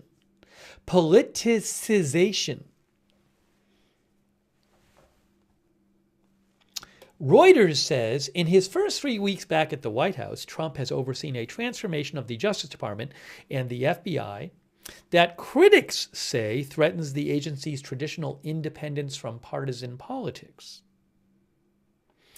A former federal prosecutor who is not involved in the Adams case said the Justice Department's order to drop the charges, sets a bad precedent for the independence of federal prosecutors.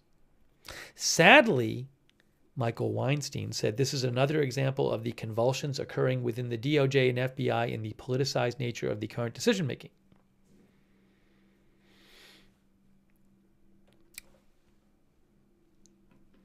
There's a little something at the bottom about the mayor's race. It says at the bottom here. Oops, hold on. It says at the bottom here.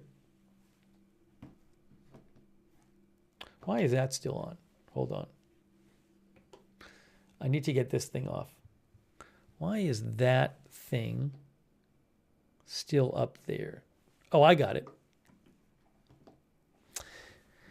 Even if the case is dropped, the public airing of serious criminal allegations against Adams may have wounded him politically, says Reuters.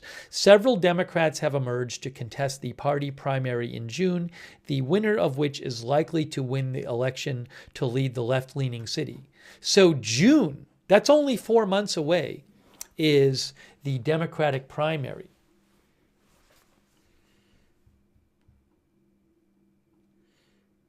Lloyd M. thinks it's Adams or Cuomo. I saw something about Cuomo today.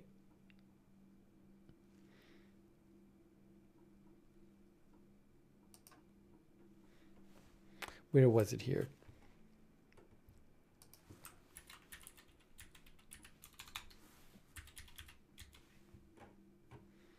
I was reading an article about this and it talked about Cuomo.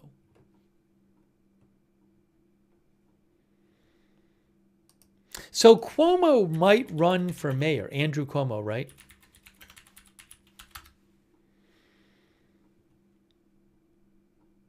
Yeah, NBC New York said a day ago, Cuomo's decision to run looms.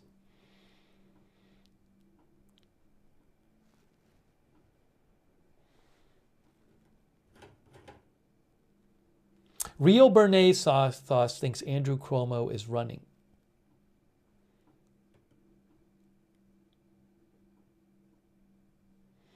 Artful Nothing says, and you wonder why sane folks thinks not this one or that one, but the whole dang mess is corrupt from every angle imaginable.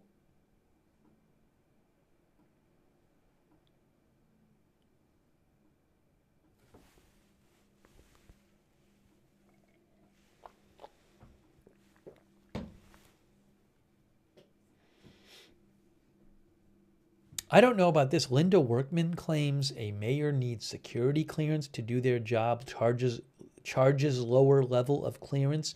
Dismissal will restore to normal level for his remaining time as mayor. I know nothing about that.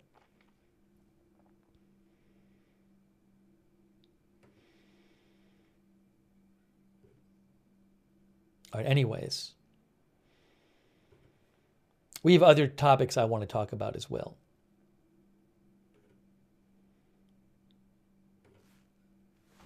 Oh, I'm going to take off my headphones. By the way, actually, I'm not going to take these off yet because I might want to show you something.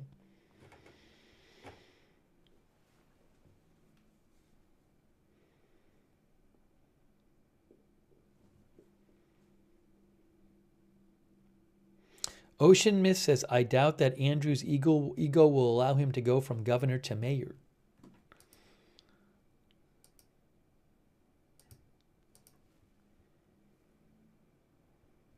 We should talk about the new tariffs.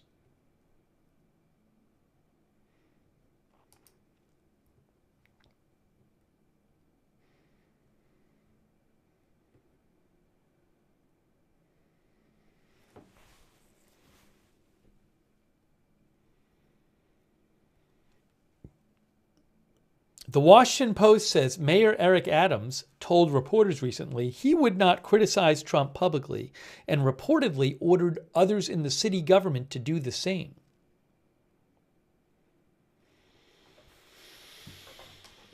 Oh, the hostages thing. We should talk about that too. We should talk about the hostages thing too. We should. I want to talk about both of those. You know what I'm going to do? I think I'm going to take off these headphones. Hey guys, give me a minute, not a minute, give me like 10 seconds, like 3 seconds. When I take these off, I think the broadcast might pause for 3 seconds.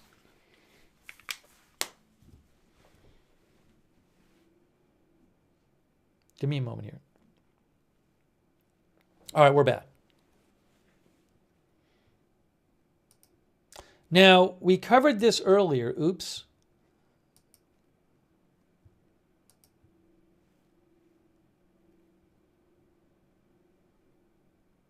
We covered this earlier, but I do want to mention real quick for the people who weren't here. For the people who weren't here, the plane crash.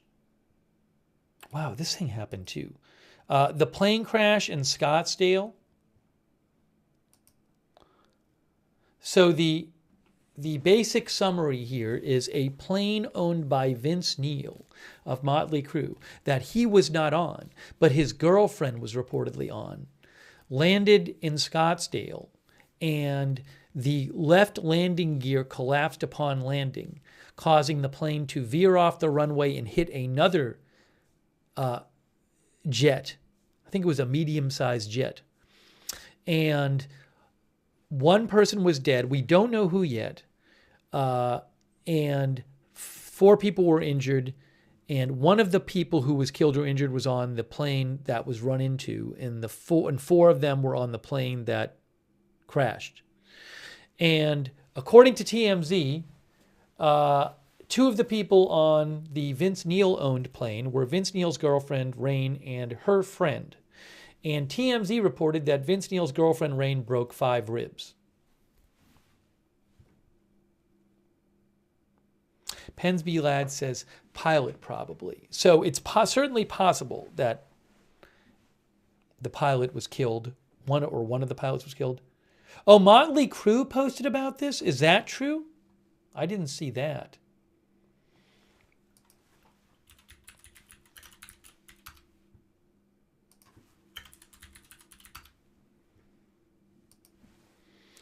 Would they post on their social media?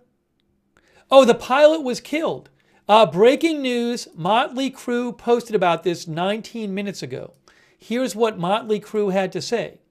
Earlier today, a private plane owned by Vince Neil was involved in a crash near Scottsdale, Arizona. The pilot was tragically killed. Wow, how sad.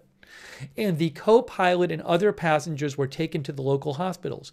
Vince was not on the plane. Vince's girlfriend and her friend suffered injuries, albeit not life-threatening.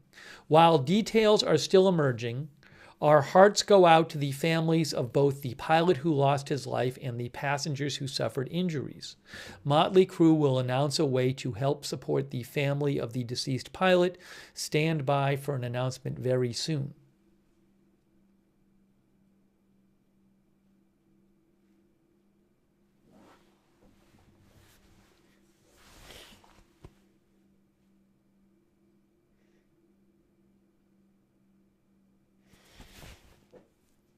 Wow. I will post, as I did before, a link to a video where you see the accident. It's also reposted on my X account.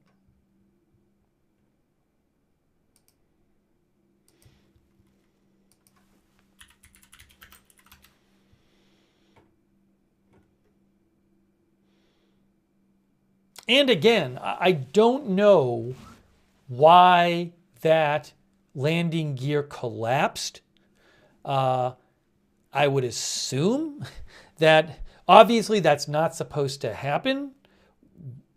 You know, I would assume there's maintenance checks and that kind of thing to prevent that kind of thing from happening. So I can't speak to that. The NTSB is now in charge of the investigation.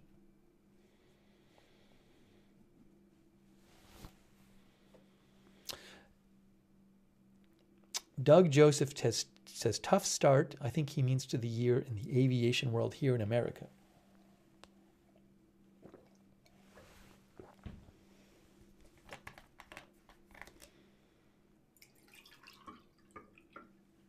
All right, thanks for letting me know. I hadn't seen that. That was posted about 20 minutes ago by Mötley Crüe.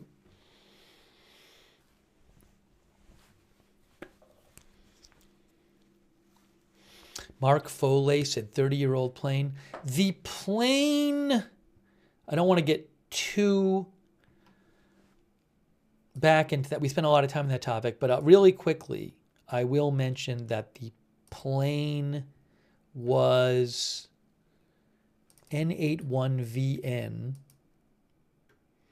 which is... Where's the FAA? Right here. This is it right here. N81VN. This is from the FAA.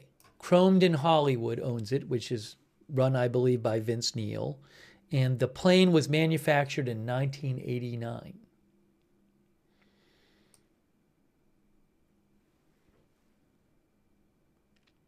I can't speak to specifics about the plane and all that. The certificate issue date was 2021, expiration date 2028.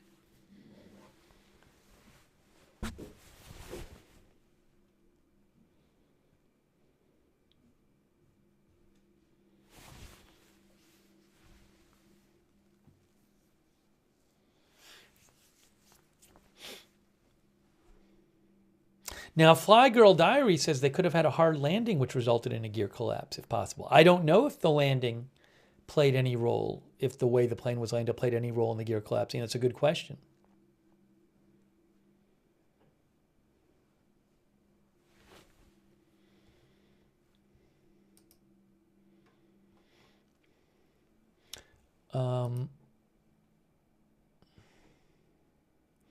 Mr. Bigley Uncredible thinks faulty equipment or landed too hard. Billy Joe says, is the transportation secretary there? Is he going to go there? Don't they have to show up to each incident and talk to the press?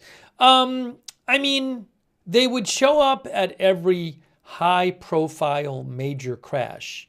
While certainly each crash is important, I don't know that this reaches the level that Secretary Duffy would feel the need to go there and do a press briefing about it. Just a guess.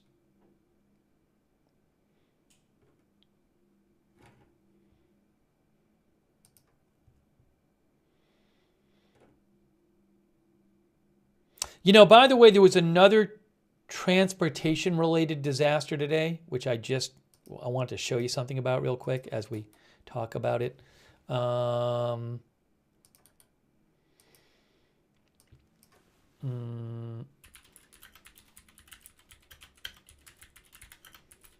Let me just put this placeholder headline up there right now, because otherwise people get confused.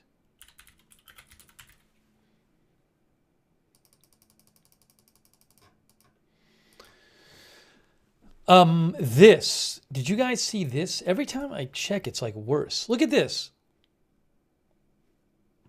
At least 55 are dead after a bus plunged into a gorge in Guatemala. 55 people. The number kept going up today.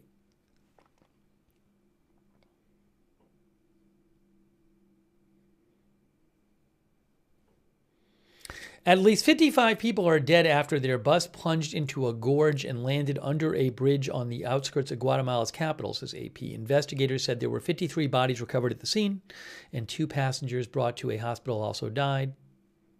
There was a multi-vehicle crash that sent the bus off the road and into the steep gorge. before dawn. Others were seriously injured. The bus fell 115 feet into a sewage-polluted stream. It landed upside down and half submerged. Condolences to the families of all the victims. Let me see if there's pictures, other pictures I can show you. I have some pictures here, but let me I'm going to just make sure they're not graphic before showing them to you.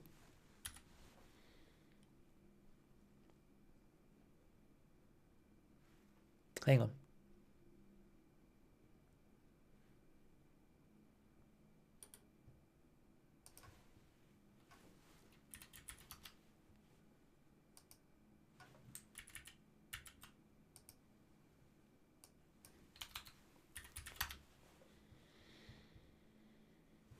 Okay, let me just check these pictures and make sure I can show you. That one I can show you. That one I probably can't show you. Now these are I think these are I might have survivor pictures. All right, that one I can show you. That one I cannot show you. Okay. Look at this picture here showing the bus.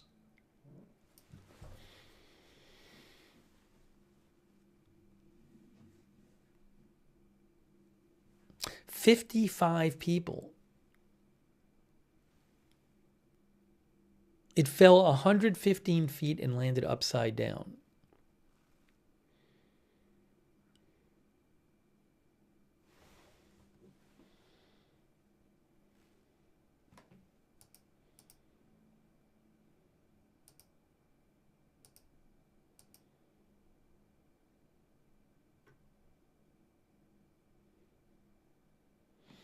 Then this looks like a survivor up here. A couple survivors. And there's the bus. Yeah, Raina Hood says would be interesting to see the road it came off of. I don't have that. I don't have like the address it came off the road at. Let me see if I have anything else about that.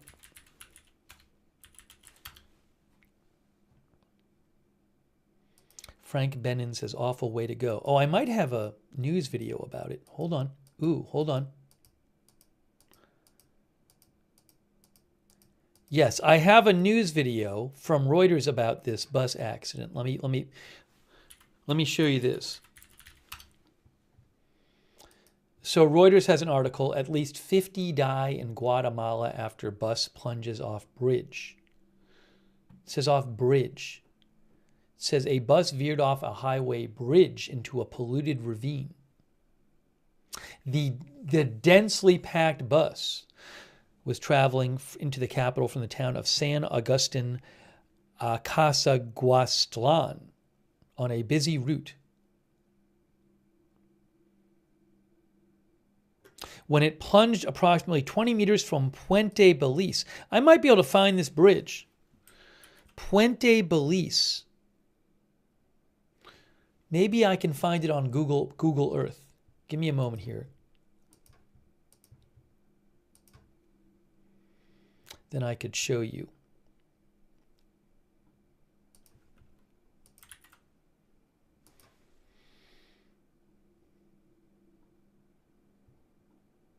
Is this it? This says Puente Belize. I think this might be it. I can't get 3D, but I think that might be the bridge in Guatemala. This is in Guatemala, by the way, this bridge. Puente Belize. I know it looks a little weird, but I mean, it's not like in the middle of nowhere, right?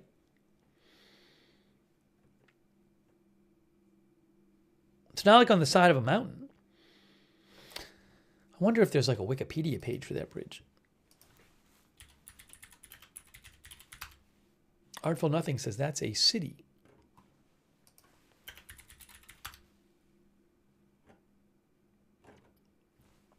Here's the video. Let me show you this video that goes with this article here from Reuters here. Hold on. Give me a moment. All right, here's the Reuters video that goes with the article.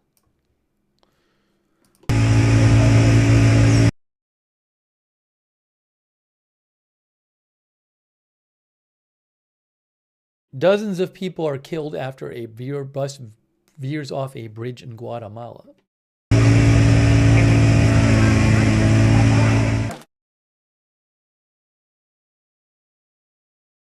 Yeah, that's pretty terrible.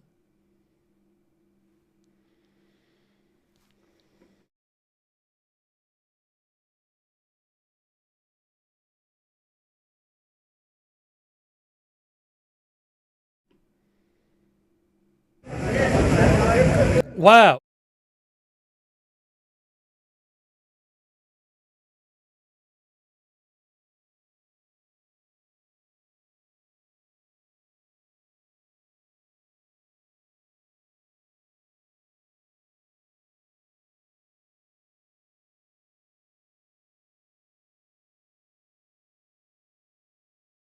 Muted. I'm muted. I said they did say it fell 115 feet.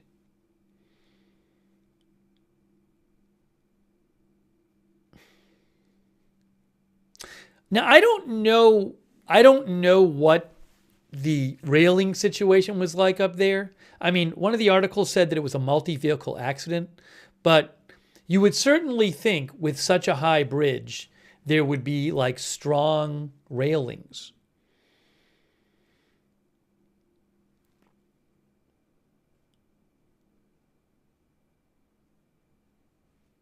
Wow.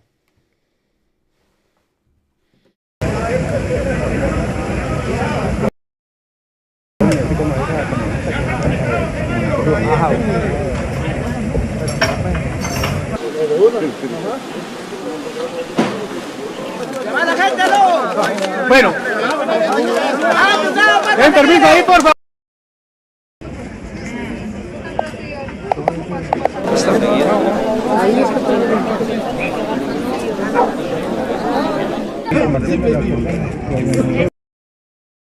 Well, that's terrible. But this was way up there. Go back up there again. There it is. According to AP, at least 55 people have died.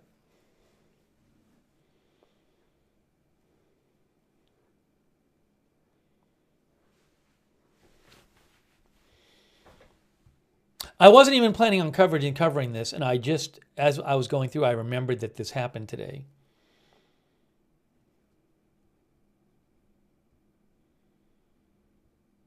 Jenny Faye says, so sad for all aboard the families and those responders.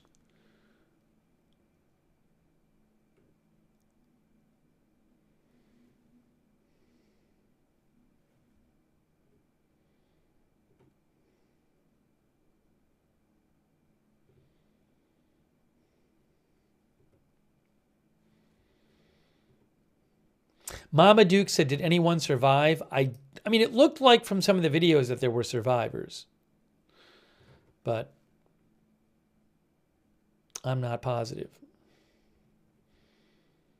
It seemed like it. Okay. Anyways, I wasn't planning necessarily on covering that, but I saw it and I wanted to mention it. I wanted to mention the hostages thing, because I think that's important. So Hamas said it's going to not release the next batch of hostages on time. Hamas says it will delay the release of more hostages, putting Gaza ceasefire at risk.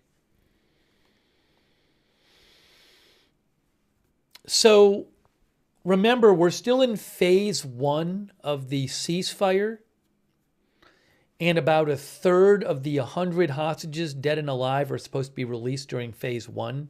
But I think only about, 20 or something, if even, have been released so far?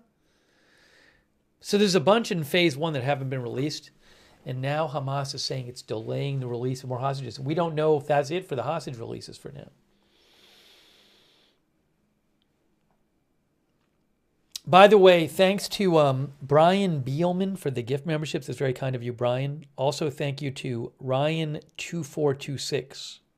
Ryan says regarding the plane crash, It's not so difficult to touch down slightly too hard or at an odd angle, causing a landing gear to buckle and fail.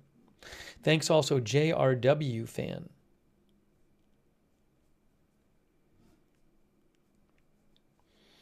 Thanks, JRW fan, who mentioned one of the DOJ's reasons for pausing their action against Eric Adams. Yeah, I actually read the memo on the air where they gave their various different reasons.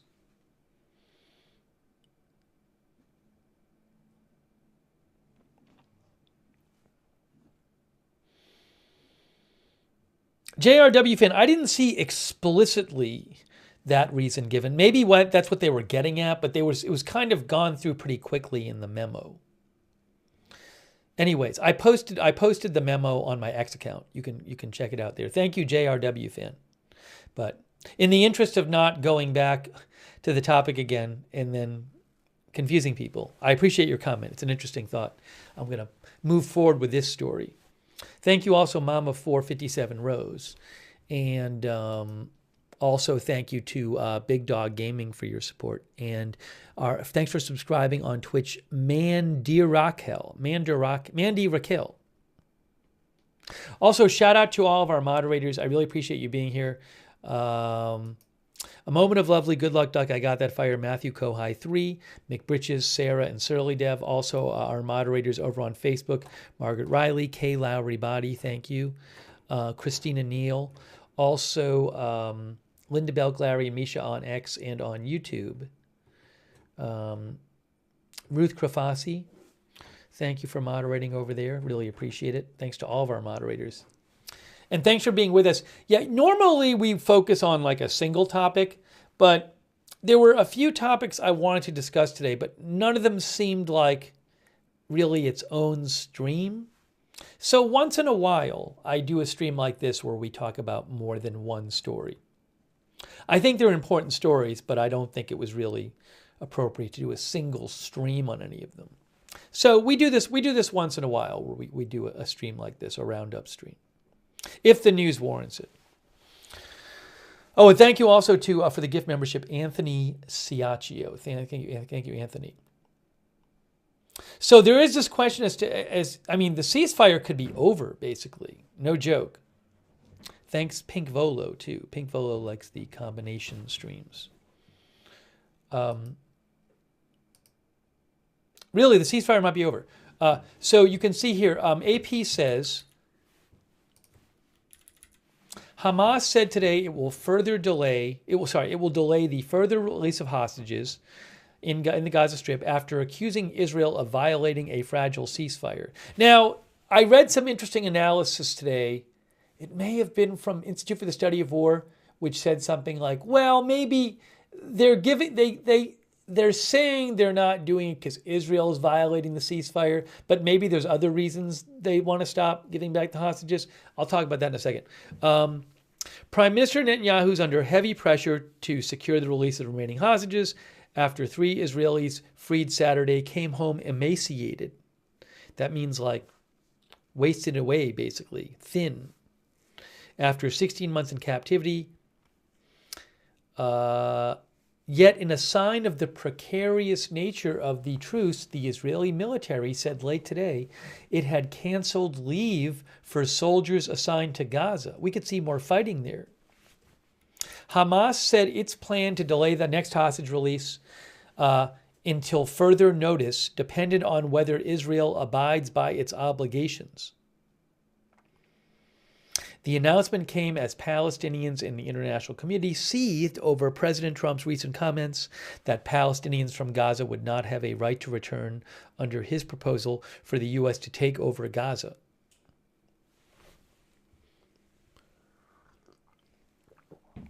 Israel and Hamas are in the middle of a 6-week ceasefire, during which Hamas is committed to releasing 33 hostages in exchange for nearly 2,000 Palestinian prisoners. The sides have carried out 5 swaps so far since January 19th, freeing 21 hostages and over 730 Palestinian prisoners.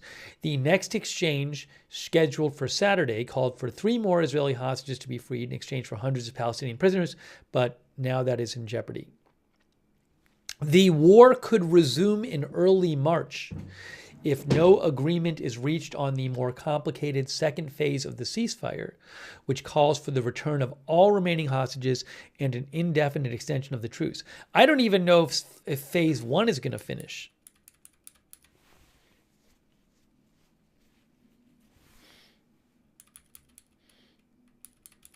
The Israeli defense minister said Hamas's plan to delay the next release of hostages was a complete violation of the ceasefire agreement and that he instructed the Israeli military to be on the highest level of alert. A Hamas spokesman said on social media that Israel has obstructed key provisions of the ceasefire by not allowing Palestinians to return to northern Gaza, by carrying out strikes across the territory, and by failing to facilitate the entry of humanitarian aid. The Hamas later put out a statement calling its planned postponement a warning signal, adding that the door remains open for the exchange to proceed as planned if Israel abides by its obligations. Maybe it'll keep going. Maybe the hostage exchange will happen on Saturday.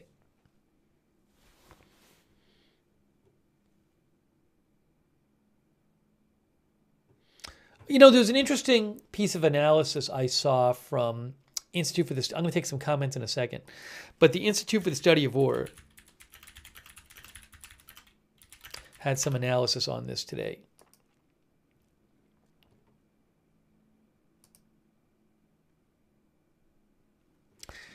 Institute for the Study of War is a really cool site. You could understandingwar.org, and they offer analysis on different military conflicts going on around the world.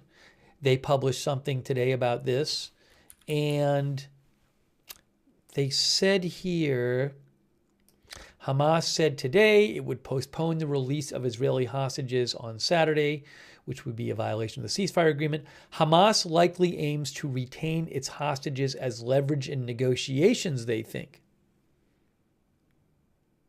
This is interesting. So Hamas claimed that Israel violated the ceasefire agreement by delaying the return of Gazans to the northern Gaza Strip, by targeting them with gunfire, and restricting the flow of aid into the Gaza Strip.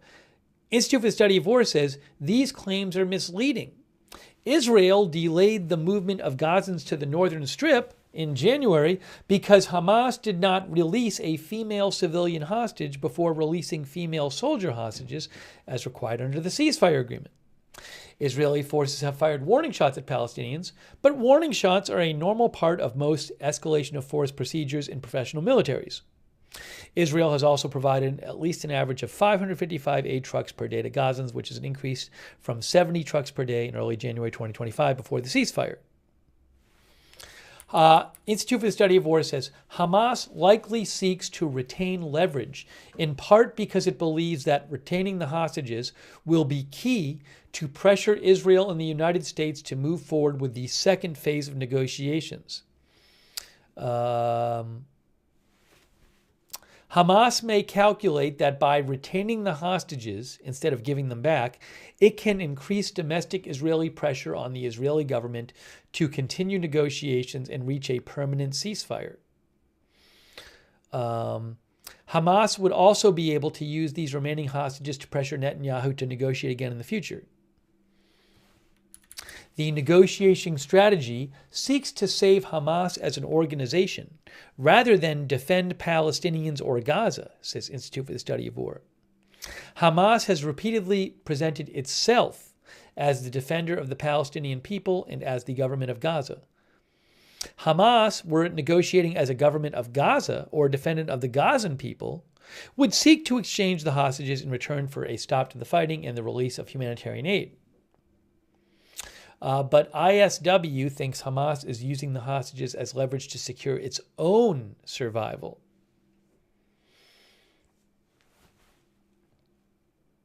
You know, they also say here on X, on Institute for the Study of War on X, they also said something else I wanted to show you real quick about this. They said,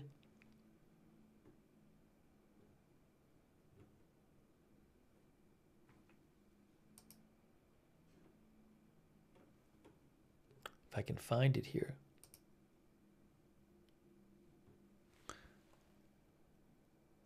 Where is it here?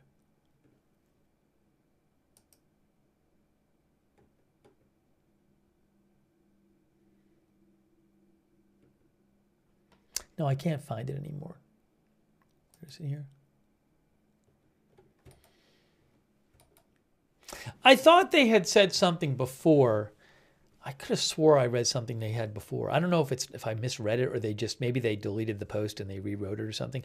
I thought they had said something before about how maybe part of Hamas doing this is concern over this U.S. proposal that the U.S. would just take over Gaza and kick all the Palestinians, and all the Palestinians would have to leave.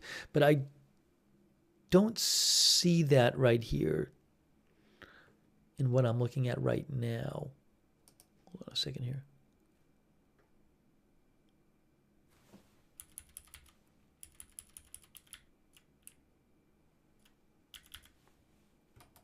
Anyways, I'd like to take some comments from you on this.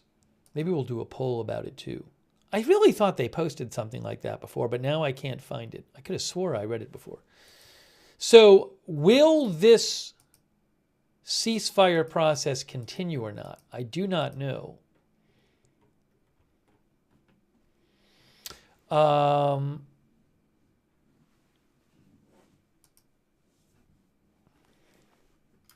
about right now, I'm going to ask a poll.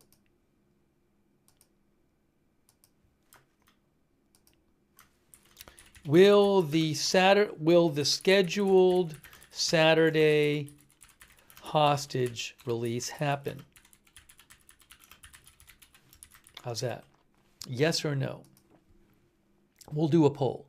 Is it going to happen on Saturday?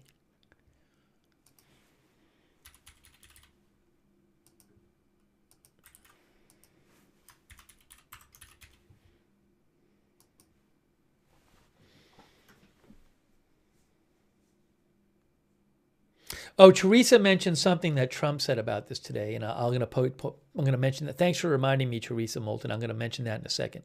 Hold on a second. Let me just post the poll on Facebook too, and then I'll read that. What about what Trump said today about this? One moment here. One moment.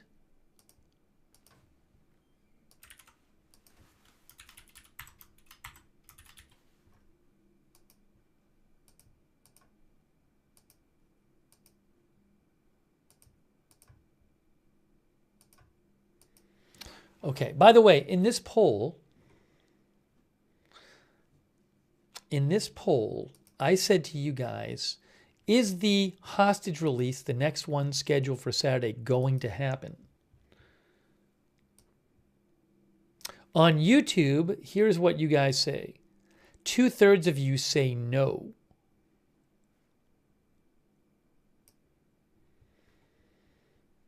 On Facebook, 75% say no. And on Twitch, look at Twitch here.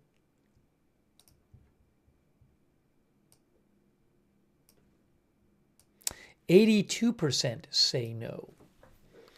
You guys are pessimistic.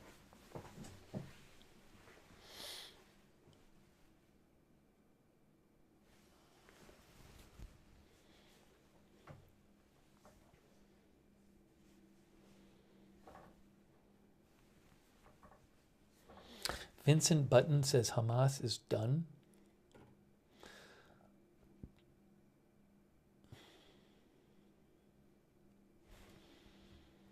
Oh, let me show you what Trump had to say. Here. Trump says ceasefire deal should be canceled if Hamas doesn't release all hostages by Saturday. Now, I think they were only supposed to release 3 on Saturday. We'll talk about that. NY Committee says realist, not pessimist. Albert Esses says, I prefer realist. Bluesy Girl says reality.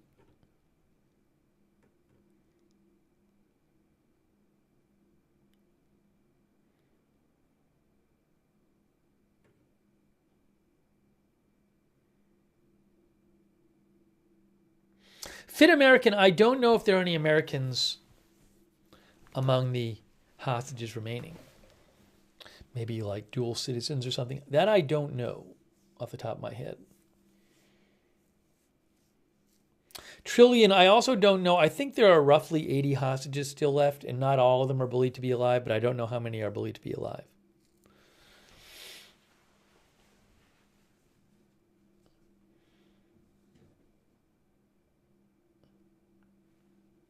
All right, anyways, thanks for voting in the poll. Let me show you what Trump had to say about this today. So you guys are pessimistic about this happening on Saturday.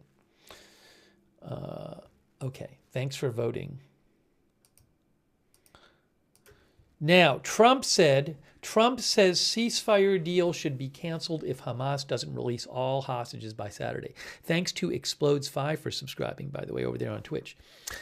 President Trump said today that a precarious ceasefire agreement between Israel and Hamas should be canceled if Hamas doesn't release all the remaining hostages it is holding in Gaza by midday on Saturday, although he also said such a decision will be up to Israel.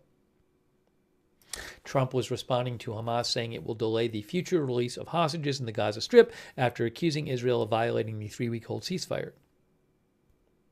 The U.S. president said that after the freeing of the 3 visibly emaciated, thin hostages on Saturday, thin and weak, it was time for Israel to demand the release of all hostages by noon on Saturday or restart the war. If they're not here, all hell is going to break out, Trump said. He added of the ceasefire, cancel it and all bets are off. Trump said the final decision would be up to Israel, saying, I'm speaking for myself, Israel can override it. But asked if the U.S. would join in a response to Hamas if hostages weren't freed, Trump added, Hamas will find out what I mean. Now, of course, Israel has attacked Hamas pretty strongly for over a year, by the way. Hold on a second here.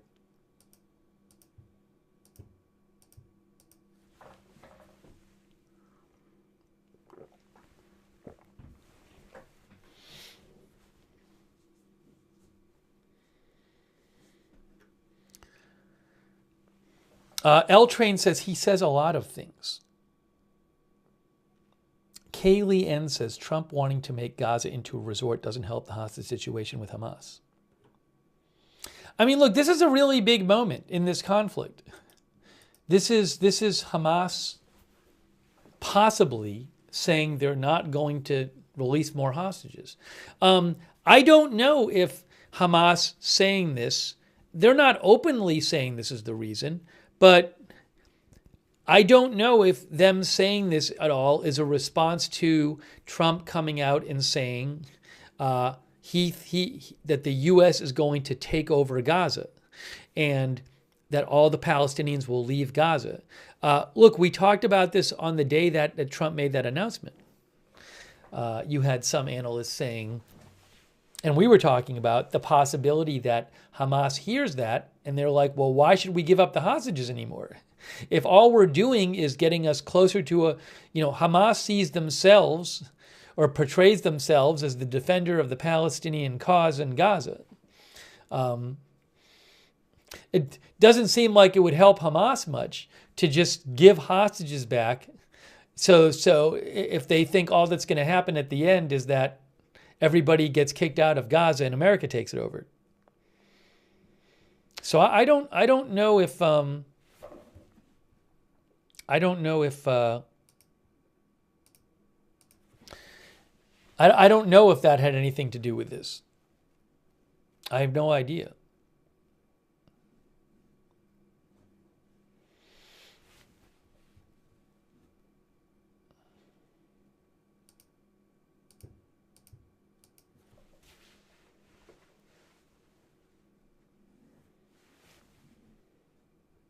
I mean, I remember Trey Inks from Fox said that, right, when Trump made his announcement.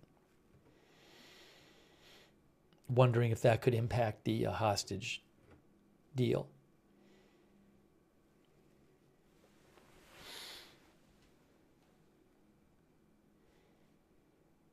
Austin Batman says, what kind of hell can Gaza experience that they haven't seen already?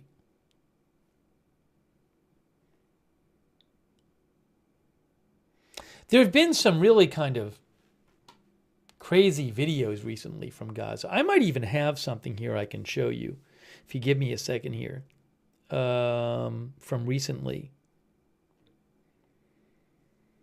I've seen some really wild, I mean, just videos of, there's videos of, oh, hold on a second here.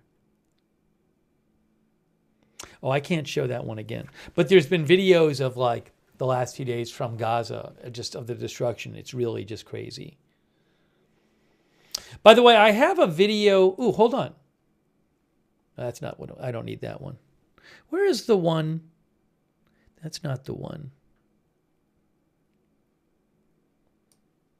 If you give me a second, I might be able to pull up one of them. Probably from the last couple days. Hang on. Let's see here. Is this it?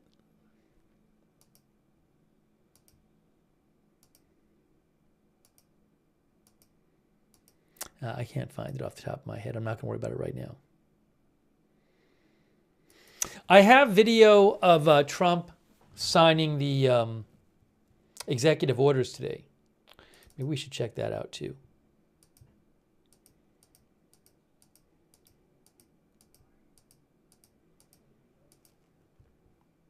We can check that out. I'll take a couple more comments on this. Anara, too, thinks that Israel is really coming up short with the aid.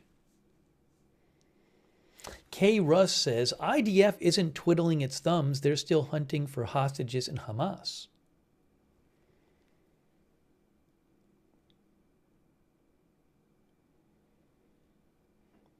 Brian Beelman thinks that Trump will get stuff done. Pine Green says the blame game never ends.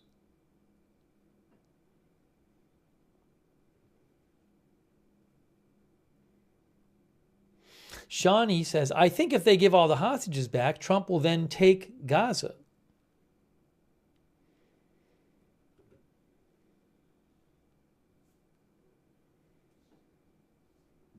Forsey Blue says, Trump told them, guys, once you release the hostages, we are going to wipe you out, take your land, and make Gaza into a resort for international citizens. What did he think was going to happen? Nikki Newark says, I'm against Trump's plan for Gaza, but vehemently support Israel going all out in regards to Hamas if the hostages aren't returned soon.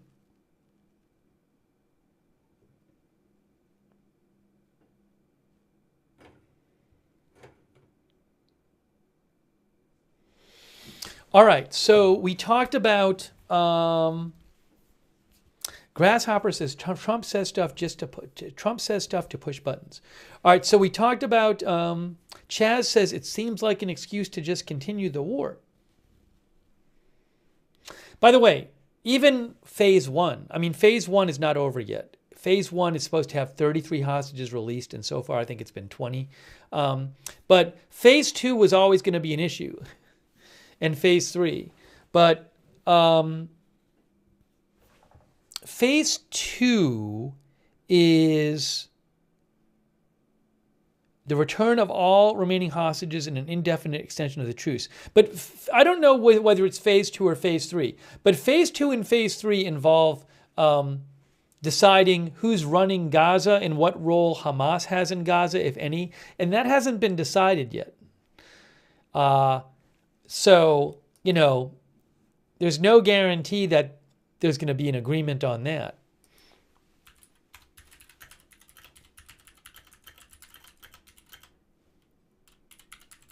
But we might not even get to the negotiations over it. Let's see here. Hold on a second. I'm just looking this up.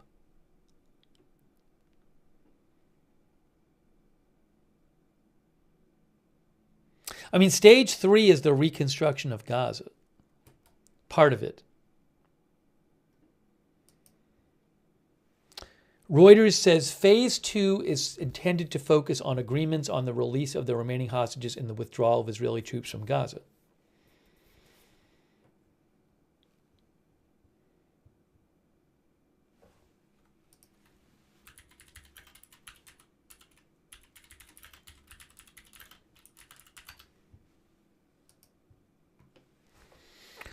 Gaza war ceasefire. Where it should describe the phases. Where is it? Provisions.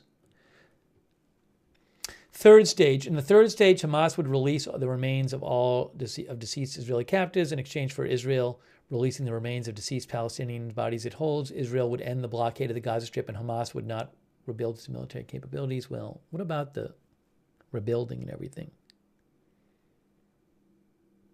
Doesn't even really say that in there.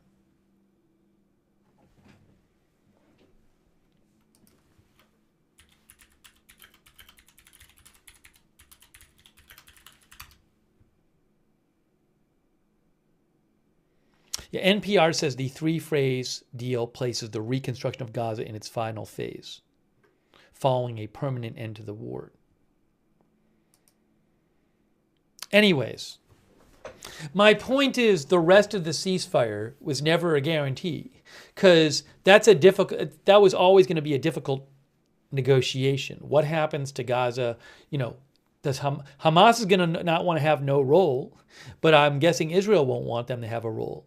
So that has not been worked out yet, but I don't even know if we'll get there. All right.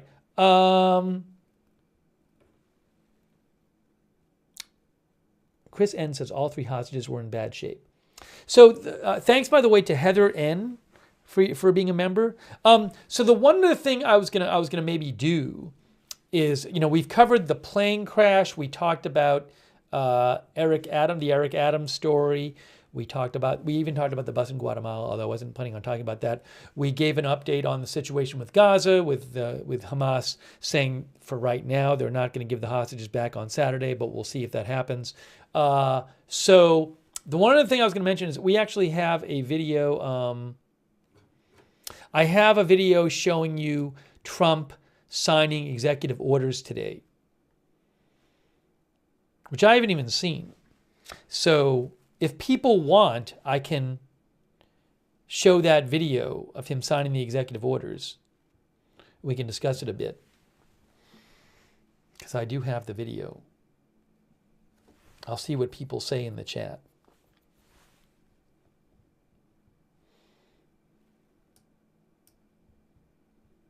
People are saying yes. You don't have to watch it, but why don't we play that? I got one no, but a bunch of yeses, so. I think he mentioned the straws, too. This is from AFP, this video. Yeah, let's do it. I mean, we're covering the top stories. Again, once in a while we do those Roundup streams. We don't do these Roundup streams that often, but once in a while we do them. I wanted to do it today because there were some stories I wanted to talk about. But I mean, it is one of the top stories. So let's take a we'll take a look at this. Why not? Why not?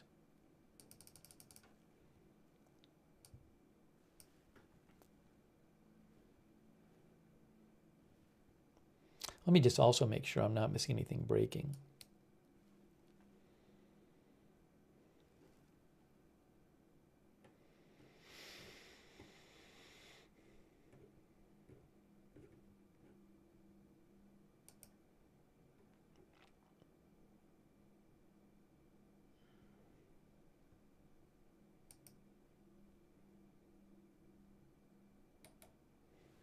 All right. Here is Trump from today with the executive orders. Let's play this. I got to cue it up here. Country. Okay. Thank you very much. We had a busy day. We're dealing with lots of different people and lots of different. I might have to boost the audio a little bit because he's not, the mic is from the camera. Let me try to boost the audio a little bit here. Give me a second.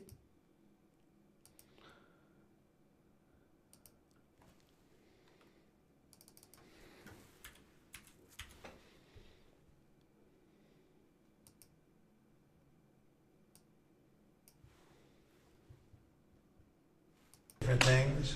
We had some terrific people in today and trying to solve some of the problems that are going on in the country and outside of the country.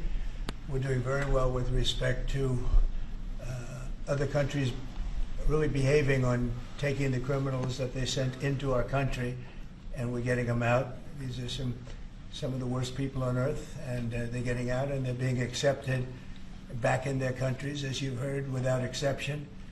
So a lot of people thought that was not going to happen, but it's happening very full force. And we're getting some very, very dangerous people out of our country, which is very important. Will, perhaps we'll go through the first one, please. Yes, sir. So earlier today, before the press came in, you signed a commission appointing Chris Wright to be your next Secretary of Energy. We have another commission prepared for your signature, sir. This is Doug Collins to be Secretary of the VA. Doug Collins of Georgia. Two very good men.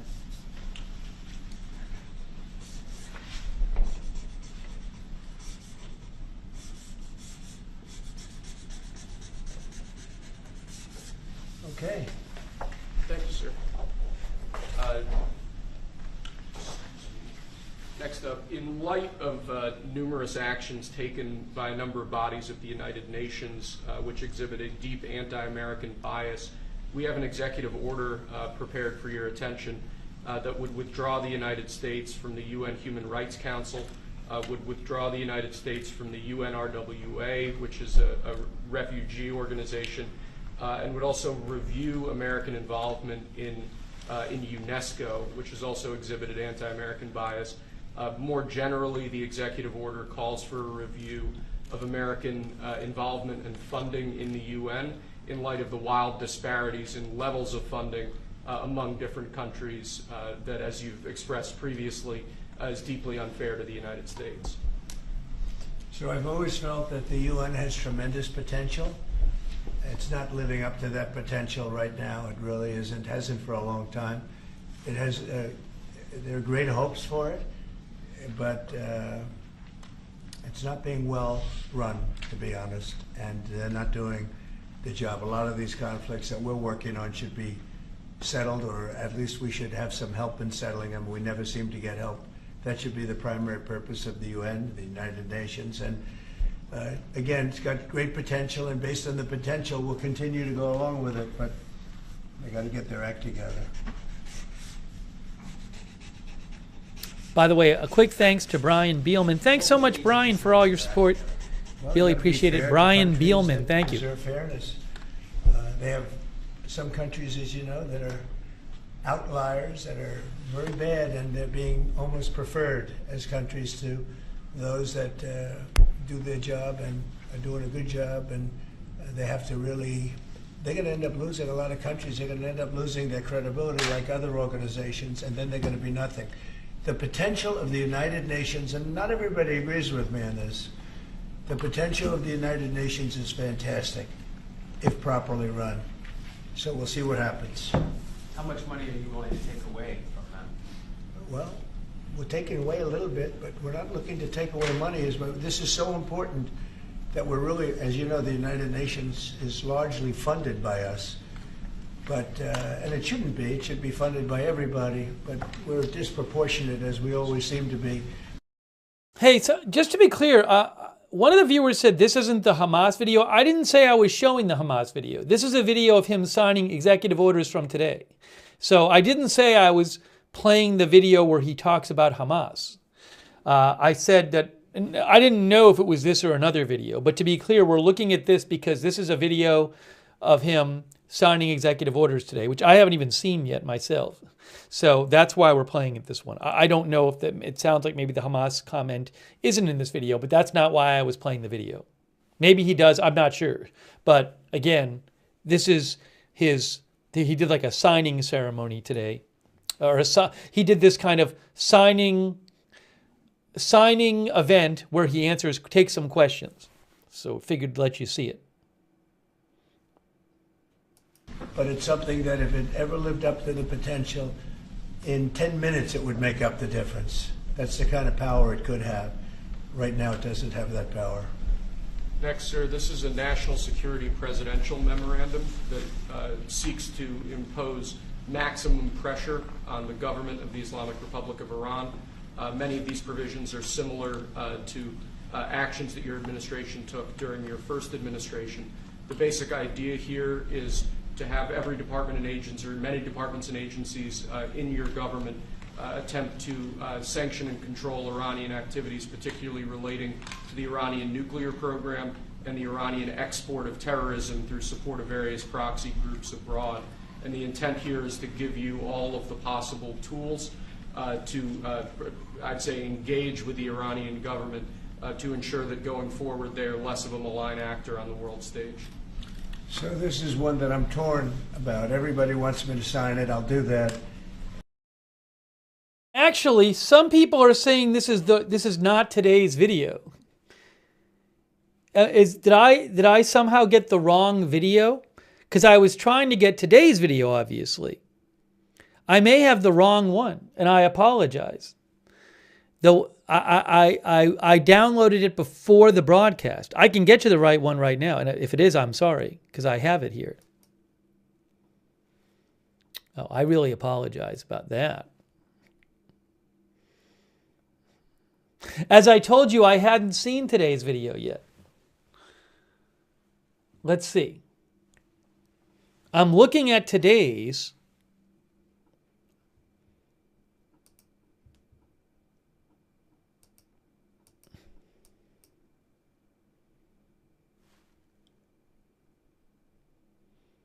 It's weird though. This is all right. Well, anyways, we'll figure it out. I'm downloading the other one right now. Now, how long is this one? It's very strange. Hold on. Is it possible there's two on here?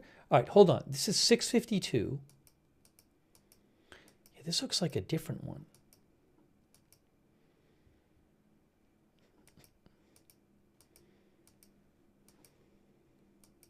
Yeah, I know what you're saying. Lutnick, I think, was there today. Where is...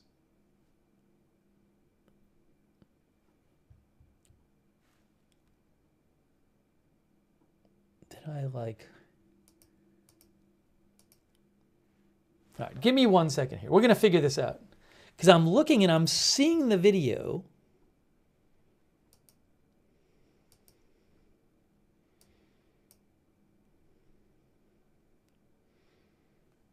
I can see it in front of me.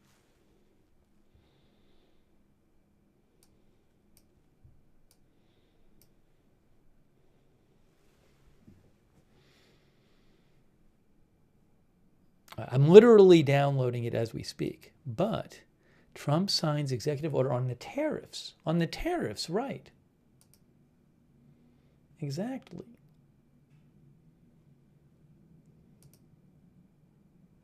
Yes. So that one I believe was the wrong. I do apologize. I appreciate people mentioning in the chat. We need about a minute for the other one. I thought I had gotten you the correct one and I didn't. I was waiting for it to get to the other stuff. I have it. Yes, as one of our viewers said, it's a red tie for Trump today.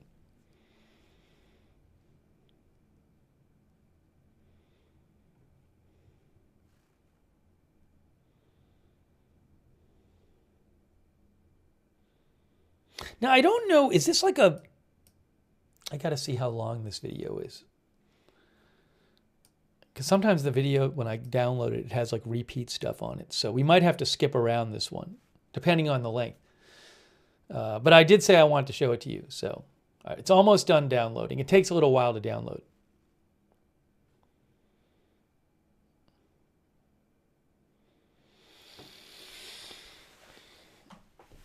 It's about 3/4 done. It's a little bit slow when you download it like this.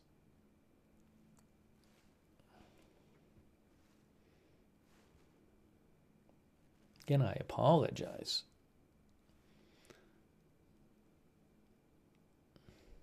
Because he talked about, he did tariffs today and he did, I think he did straws today.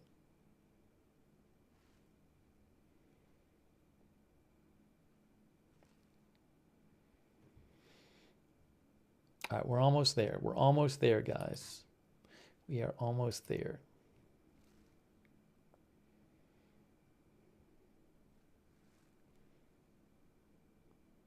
Again, once in a while we do, this is our periodic news roundup stream when there's a few stories I want to talk about, but nothing is really big enough for its own stream. So I decided to do one of these roundup streams tonight. So we covered a bunch of stories earlier, and now I'm just going to show you some of the signing. All right, it's just about done. It's just about done. I just about have the video here.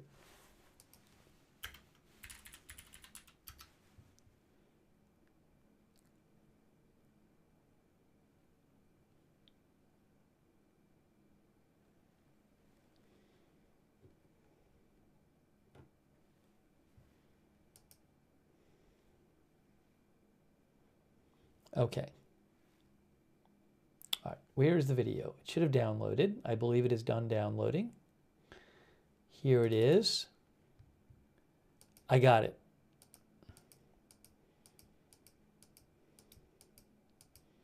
This is a long video, so I'm not going to play right. I don't think I'm going to play. I think it's over an hour. So we might have to jump around a little bit here. We might have to jump around a little bit here. It's a whole thing. It's a whole thing. But I have it right in front of me. I'm looking at it. So let's start it, and then if we'll see how it goes. We'll see how it goes here. There. Trump signs executive orders on steel, aluminum tariffs.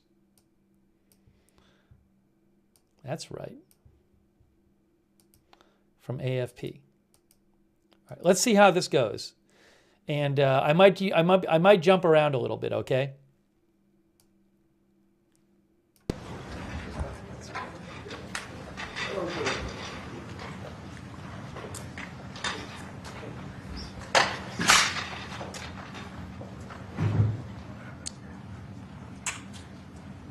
Thank you very much, everybody. We have a lot of big signings, good signings, one in particular, which we'll save for the end. And I'll ask Will to go over these individually, and we can see how we do. Yes, sir. First, for your review, we have 56 sub-cabinet level appointments. This includes probably most notably... Maybe I'll skip the sub-cabinet level appointments one, because we got to get to some of the other ones. Okay? So, just in the interest of time, the video is like over an hour long. So in the interest of time, I'm going to kind of skip this one a little bit, see what he says about it, but, you know. It means that if an American goes over to a foreign country and starts... Hold on, I got to go back. I missed something. I missed something already. I'll have to play it through. I'll play it through because he's talking about something else already. So I'll play it through. See how we do. Yes, sir. First, for your review, we have 56 sub-cabinet level appointments. This includes probably most notably 7 ambassador appointments. Those will be the first ambassadors, I believe, that you've transmitted to the Senate. Okay. And they're very good.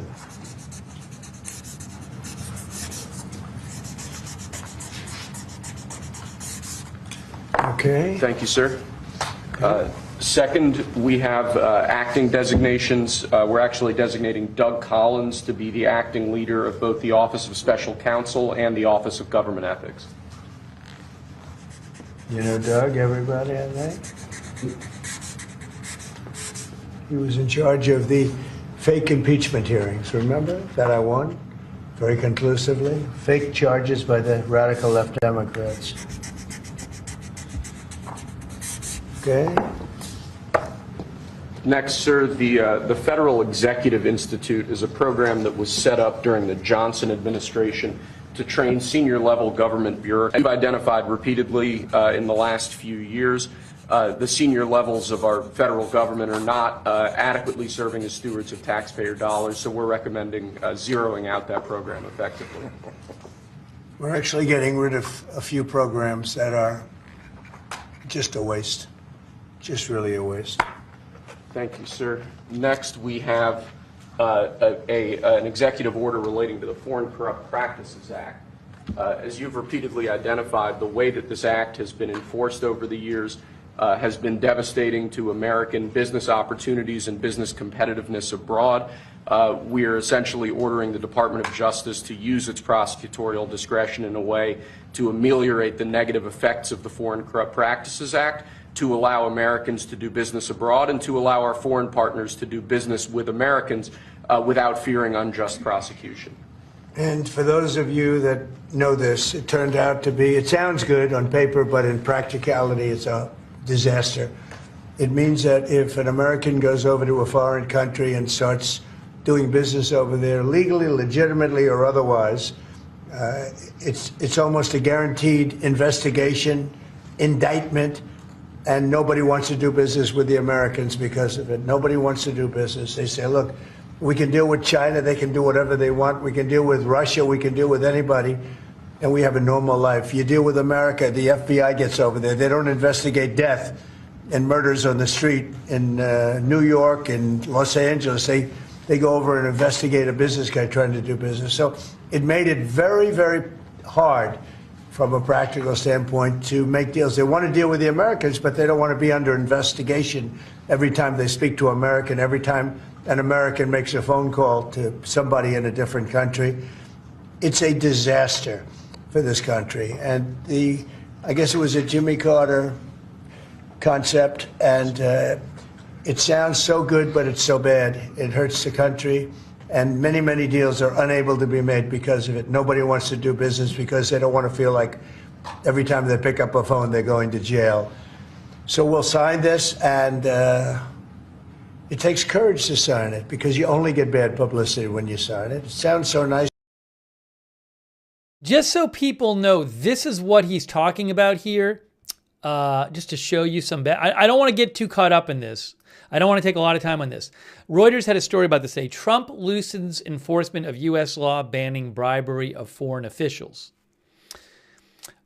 President Trump today signed an executive order directing the Justice Department to pause prosecutions of Americans accused of bribing foreign government officials while trying to win or retain business in their countries.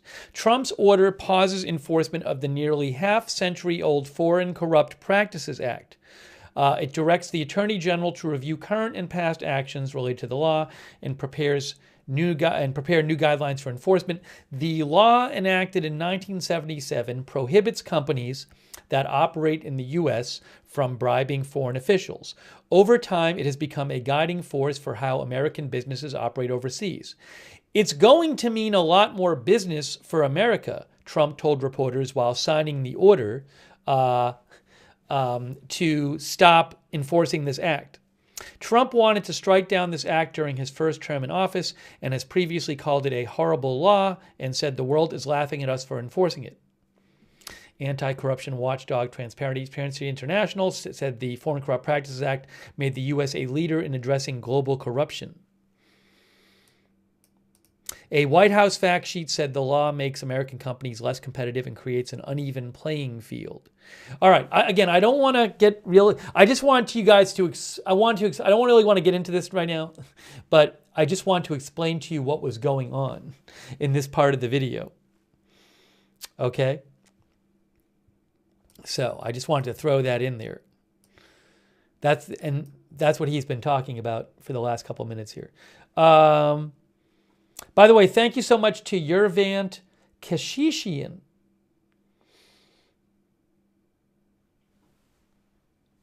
Yervant thinks Syrian refugees who were and still are in Lebanon are getting paid from UNR money monthly for years without working while Lebanese crisis was going on. That's what Yervant says. I don't really know anything about that, Yervant, but I appreciate you supporting the channel and writing in. All right, let's continue the video.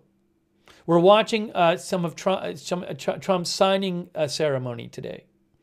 The title is so lovely. But it's an absolutely horror show for America. So we're signing it because that's what we have to do to make it good.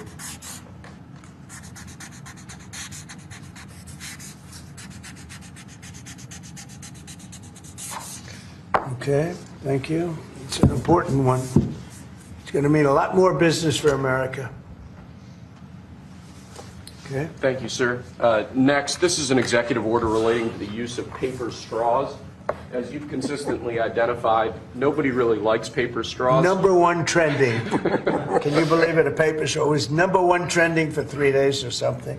The environmental impact of plastic straws versus paper straws is entirely unclear. This has cost both the government and private industry an excellent amount of money and left consumers all over the country wildly dissatisfied with their straws. So we're asking aspects of the federal government, federal departments and agencies to look at their existing procurement processes, and we're asking your Domestic Policy Council to look holistically at this issue to address it, and it really is something that affects ordinary Americans in their everyday lives. We're going back to plastic straws. These things don't work. I've had them many times, and on occasion they break, they explode. If something's hot, they don't last very long, like a matter of minutes, sometimes a matter of seconds. It's a ridiculous situation. So we're going back to plastic straws. I think it's okay. Just to be clear, this is about federal use. This is not the entire country. This is like the federal government, what the federal government uses. And I don't think that plastic's going to affect a shark very much as they're munching their way through the ocean. Okay. Thank you, sir. Next, we have a full and unconditional pardon for former Governor Rod Blagojevich of the state of Illinois. Good. Let me just give you a little background on the Rod Blagojevich thing, in case you don't know about him. Hold on a second here. Now, Trump had commuted his sentence previously, but today he gave them a pardon. So you can see here, this is from AP. Trump pardons ex-Illinois Governor Rod Blagojevich 5 years after commuting his sentence. Blagojevich was sentenced to 14 years for political corruption charges. He was a former contestant on the reality TV show Celebrity Apprentice with Trump.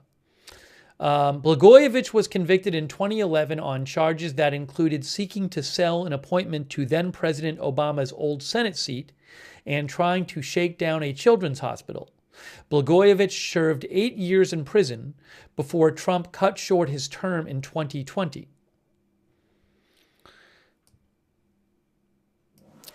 So Trump gave him a pardon today, which it goes on his record that he's been pardoned. His sentence had already ended because Trump had commuted his sentence, but now it's on his record that he's been pardoned. Let me show you again, I don't want to get hung up on it. I just wanted to give you a little background. Now here's what Trump had to say about this. It's my honor to do it. I've watched him. He was set up by a lot of bad people, some of the same people that I had to deal with. He wasn't quite as successful, but he had somebody that saw what was going on. I didn't know him other than I believe he was on The Apprentice for a little while. He was just a very nice person. He had a fantastic wife. She fought like hell to get him out. He was given a sentence of like 18 years. And it was a sort of a terrible injustice. They just were after him. They go after a lot of people. These are bad people, the other side. So I think he's just a very fine person. And this shouldn't have happened, and it shouldn't have happened to him. And let him have a normal life and let him go out and do what he has to do. So I'm signing this as a full pardon. Rod Blagojevich. Mr. President, are you considering him for ambassador to Serbia? No, but I would. I mean, he's now cleaner than anybody in this room. He got a pardon. He's cleaner than anybody in the room. Okay. Thank you, sir. Next, in 2018, you imposed ad valorem duties, tariffs on imports of steel at a 25% rate. Since that time, a large number of exclusions and exceptions to that tariff rule have been implemented. Because of the damage to the United States steel industry that those exceptions and exclusions have imposed, we're now, this order would reimpose that 25% ad valorem tariff rate on imports of steel, and it's presented for your signature now. Okay. Do you understand what that means? is a big deal. It's a big deal. This is the beginning of making America rich again. So this is the 25% tariff on steel. And he also signed one on aluminum today, I believe. So real quick, this was a big story today that Trump did this. Hang on a second here.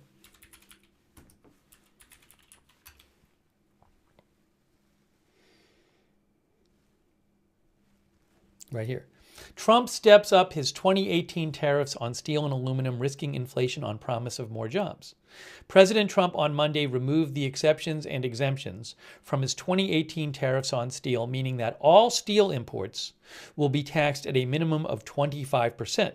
Trump also hiked his 2018 aluminum tariffs to 25% from 10%. Okay?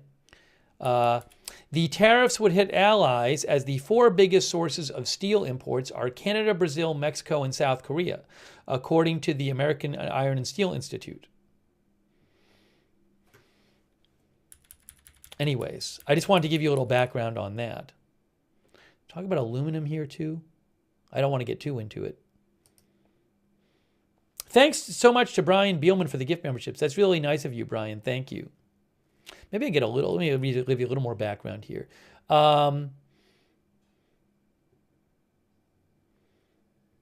maintains the tariffs will level the playing field in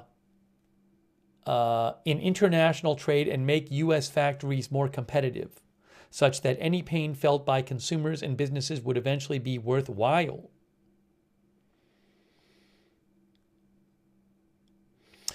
This expert at the Council on Foreign Relations, Ben Steele, said, fairness is in the eye of the beholder, but the more fundamental question is whether the U.S. actually benefits from such new tariffs.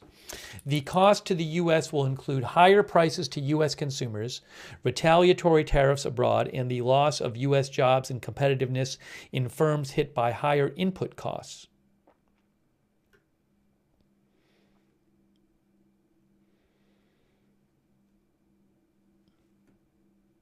While the tariffs on steel and aluminum could help the finances of domestic steel mills and aluminum smelters, they could also increase costs for the U.S. manufacturers that use the metals as raw materials to make autos, appliances, and other products. Glenn Stevens, Jr., Executive Director of Mitch Auto, said that the auto industry would likely need to raise prices in response to the tariffs. In turn, higher prices would decrease sales and hurt companies' bottom lines, leading to fewer factory jobs. The White House has, AP says, the White House has yet to fully counter economic analyses showing that tariffs would hurt growth and intensify inflation, only saying such analyses are incomplete without including the full extent of Trump's planned income tax cuts and regulatory curbs. Anyways.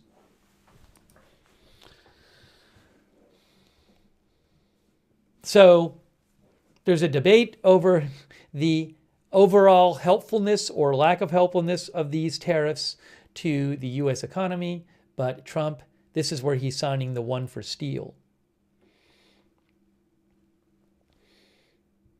Casey thinks in the long run the prices will drop.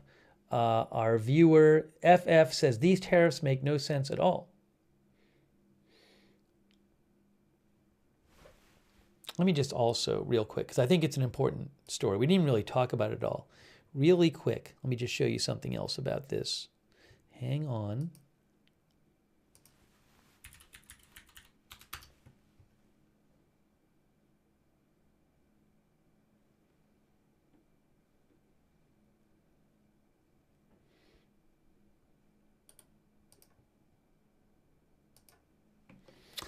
Trump raises tariffs on aluminum steel imports in latest trade war salvo,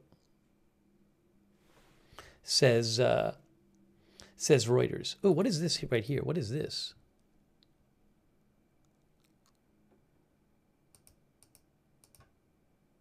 Might have some analysis for you. Can I play this here? Give me a second. Give me a moment. Where is it here? Where was I?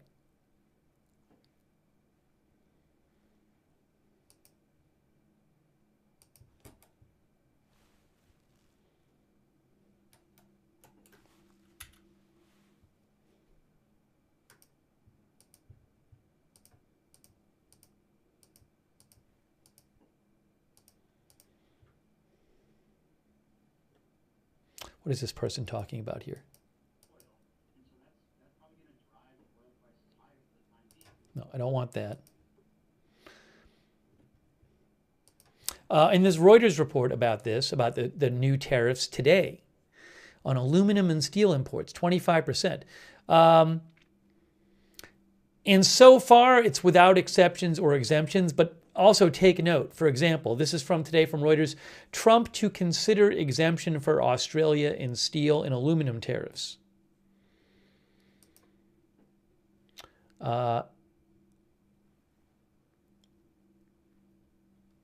After telling reporters there would be no exemptions, Trump noted Australia was one of the few countries with which the United States has a trade surplus, following the call with the Australian Prime Minister. And he said he would consider an exemption for Australia. So we'll see if he reaches any deals with other countries on the tariffs. The tariffs will apply to millions of tons of steel and aluminum imports from Canada, Brazil, Mexico, South Korea, and other countries that had been entering the U.S. duty-free under the carve-outs.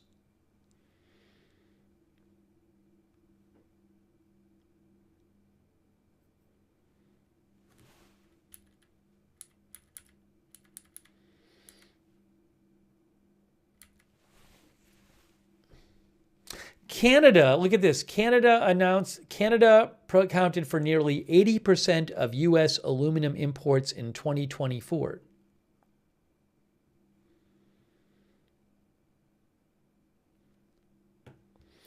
Steel imports accounted for about 23% of U.S. steel consumption in 2023. How much aluminum does the U.S. import? Is it a lot? I think it might be a lot. Let's see here. Can I get an answer real quick? How much of U.S. aluminum is imported? Reuters says roughly half of all aluminum used in the U.S. is imported. The vast majority comes from Canada.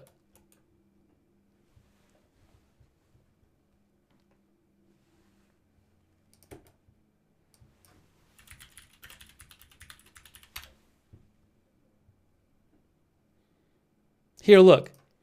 Where does the U.S. get its steel and aluminum from? This is from Reuters.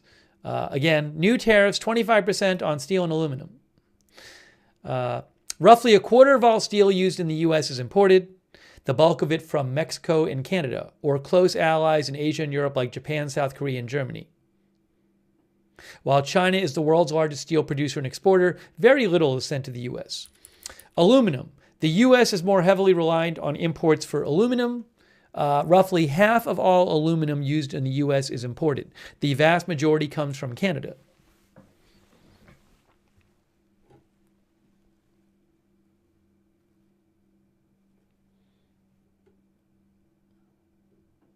Anyways, this is a whole different story. I don't want to take too much time on it, but it's a very interesting story.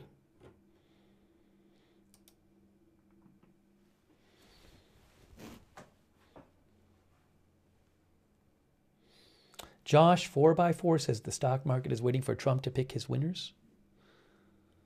Barry says, as the world changes around us, we must change too. All right, here is Star Troopian says, it's fine, we all wanted to pay more anyway. So this is Trump here signing today the steel tariff, the 25% on steel.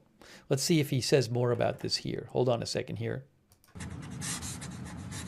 Mr. Secretary, do you have anything to say? Because, as you know, Howard is Secretary.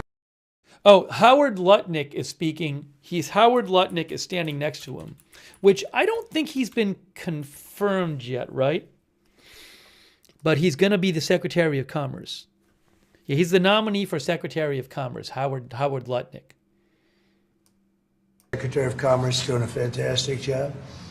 And what do you have to say about it? So when you imposed the tariffs the first time, you added 120,000 jobs. And since that time, it's been picked away and nicked away and excluded away, and we've lost 107,000 jobs. And remember, these aren't just general jobs. These are steel workers in America, and now you're going to bring them back. You're going to bring those 120,000 jobs back to America. You are the president who's standing up for the American steel worker, and I am just tremendously impressed and delighted to stand next to you. Mr. President, So let me just make a statement, and essentially this is another way of saying we're doing a 25% tariff on steel and aluminum. So the failed American trade policies have led our once incredible United States steel and aluminum industries, once incredible, it's once incredible, they're not now, but they're not bad. I saved them because of my first term, totally saved them. If I didn't do what I did, I put massive tariffs, not the highest level, but pretty massive tariffs. We took in a lot of money and we took in a lot of jobs, but we were being pummeled by both friend and foe alike. Our nation requires steel and aluminum to be made in America, not in foreign lands. We need to create in order to protect our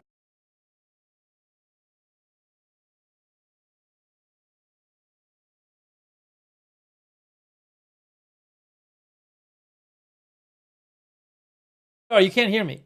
Hold on, I'm fixing the video. The video got messed up for a second. The video is fixed. Hang on a moment here. What did I do? Okay, sorry. I was just fixing this. Thanks for your patience. Got to get this back on the screen for you.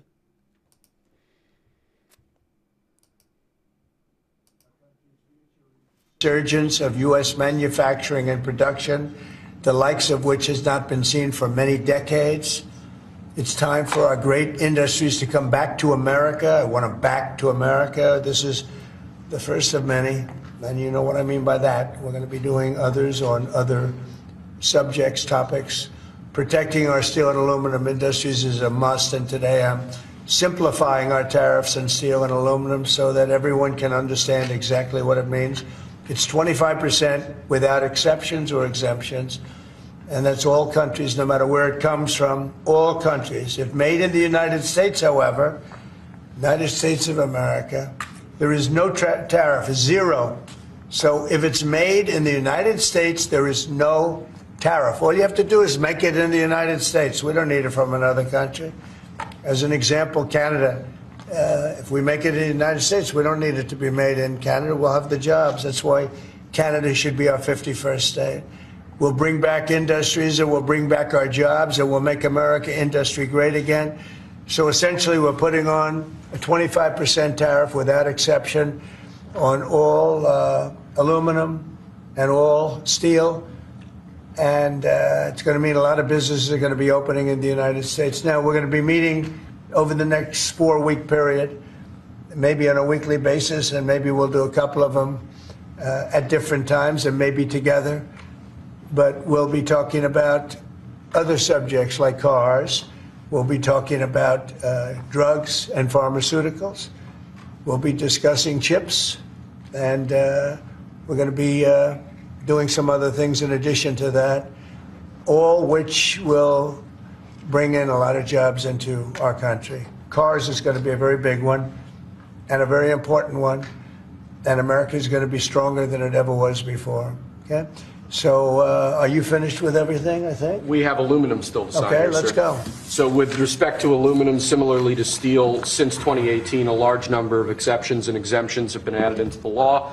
This eliminates all of those and also increases the ad valorem tariff rate from 10 to 25%. Mostly the last part is the most important, right, would you say? Totally. So basically, this is aluminum, the same thing, no exceptions, no nothing. And it's going to bring our aluminum business back and may go higher. I mean, frankly, it may go higher. And we're going to also be talking about we're going to be talking about things over the next 3 weeks that I think will be amazing for our country, amazing for our jobs, and will bring us to a new level of prosperity. And I think, frankly, our allies and our enemies all over the world expected this. They really expected it for years. They really expected it sometime during the Biden administration, but they didn't do anything. As you know, I put tariffs on China. We took in hundreds of billions of dollars with those tariffs, and Biden wasn't able to get them out. He tried to, but it was too much money. He couldn't do it.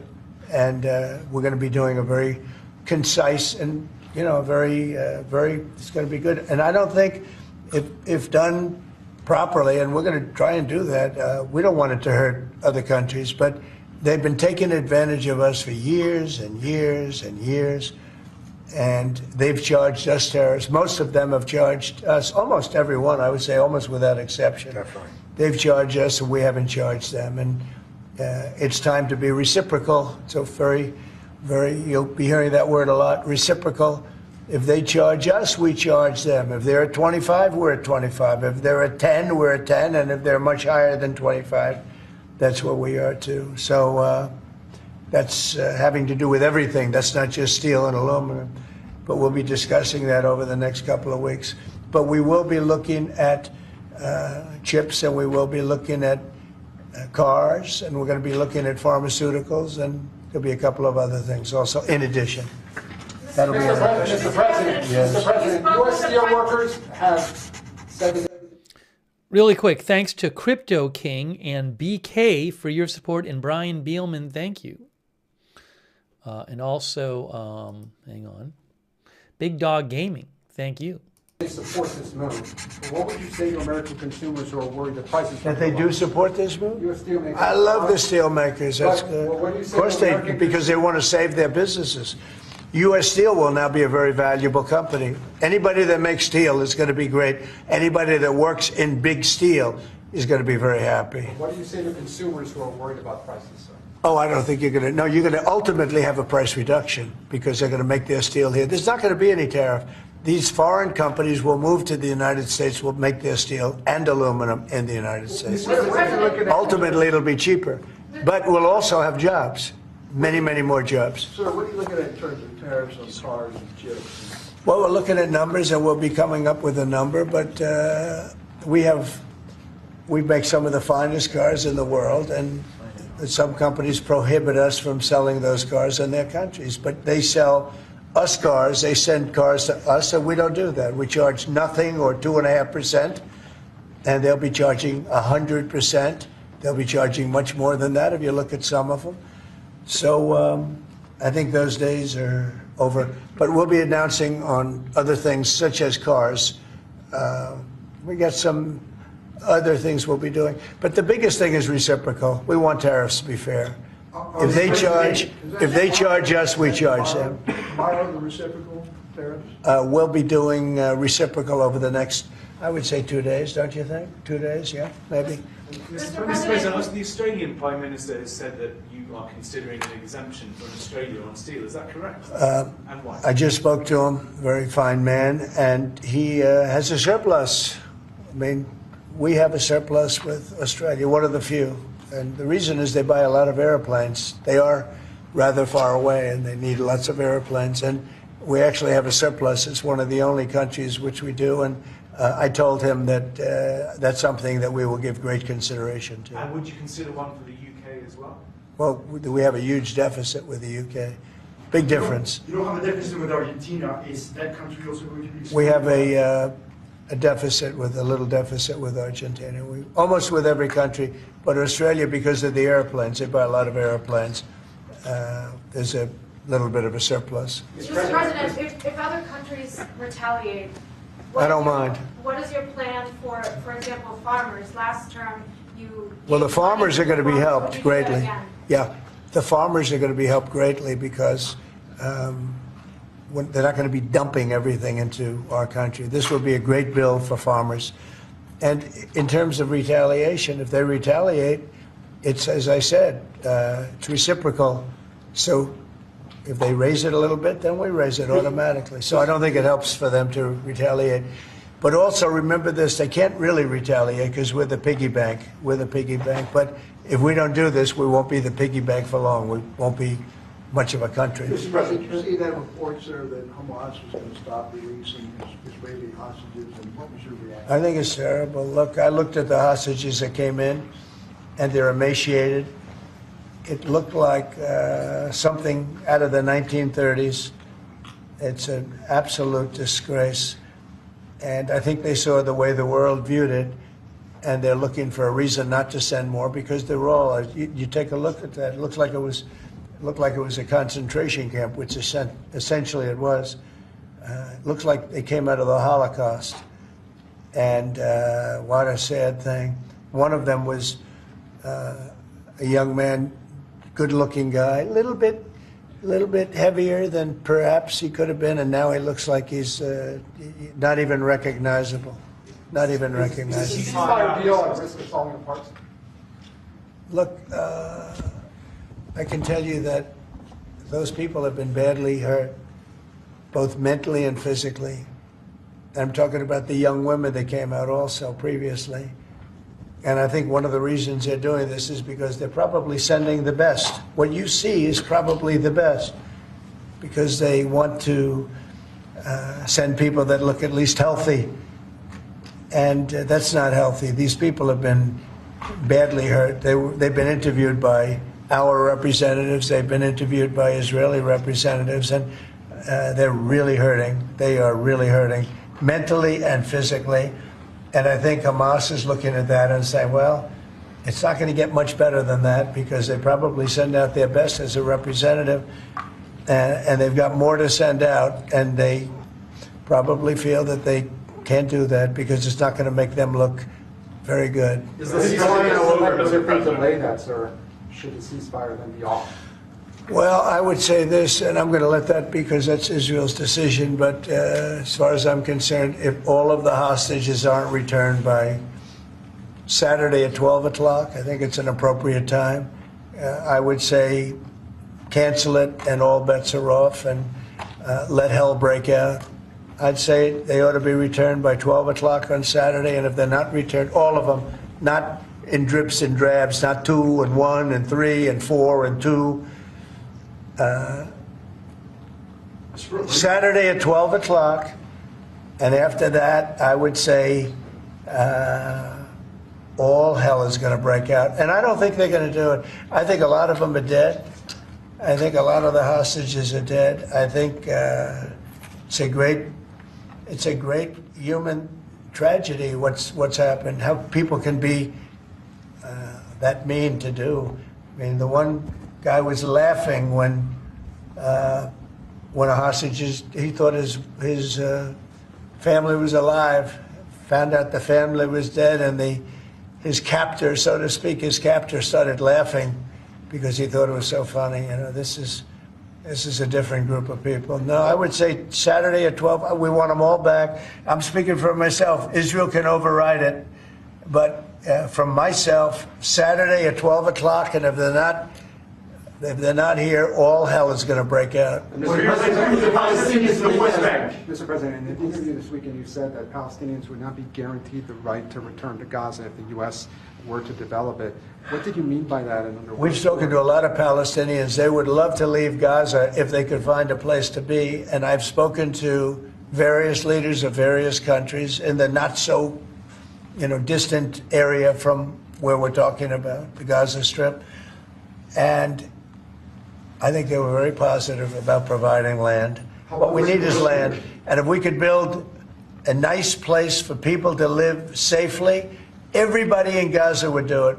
They've been persecuted. They've been spit on. They've been treated like trash. And they would love to get out of Gaza. But until now, they never had an alternative. Now they have an alternative. And as far as Hamas is concerned, you're seeing the real Hamas now with the hostages. Mr. President, on Gaza, you have the... Who are you, from where? The Wall Street Journal, sir. Yeah, that's what I The thought. Jordanian leader is coming in to see you. Yeah. Folks in Jordan have expressed Tomorrow. opposition to taking in more Gaza, it's more Palestinians. How do you want to convince him to do otherwise? I think he'll take. I mean, I do think he'll take, and I think other countries will take also. They have good hearts. I think they'll take. But what about the Palestinians who just won't leave? Our team has spoken to many in Gaza. They're all going to leave when they have a place that's a better alternative. When they have a nice place that's safe, they're all going to leave. It's a hellhole right now. But how are you so sure? Would the U.S. force them to leave? You're going to see that they're all going to want to leave. Mr. President, when it comes to Saturday at noon, there's an American hostage who's still being held by Hamas right now. Are you worried about Look, you know, who knows? Are they alive? Are they not alive? But I saw the condition. When I saw the condition of the last ones that came out, and the women too, everybody. The one woman had her hand blown off because she was trying to stop a bullet being fired at her, okay? What kind of a situation is that? You saw her. I just think it's time to either you release everybody. They're not going to be alive right now. Based on what I saw over the last 2 days, they're not going to be alive for long. Saturday at 12 o'clock, and after that, it's going to be a different ballgame. Mr. President, when you say all hell is going to break loose, are you speaking about retaliation from You'll Israel? find out, and they'll find out too. Hamas will find out what I mean. Mr. President, They're going to find out what I mean. These are sick people, and they'll find out what I mean Saturday at 12 o'clock. But no involvement How from about the U.S. Palestinians from the West Bank? Are they going to be relocated too? What's your Well, position right on the now, West no. Bank? Right now, they're there, and I assume they want to remain there. It's different. They're there. It's never been like what we're talking about with the Gaza Strip. So they're going to continue there? You have No, I have no plans there.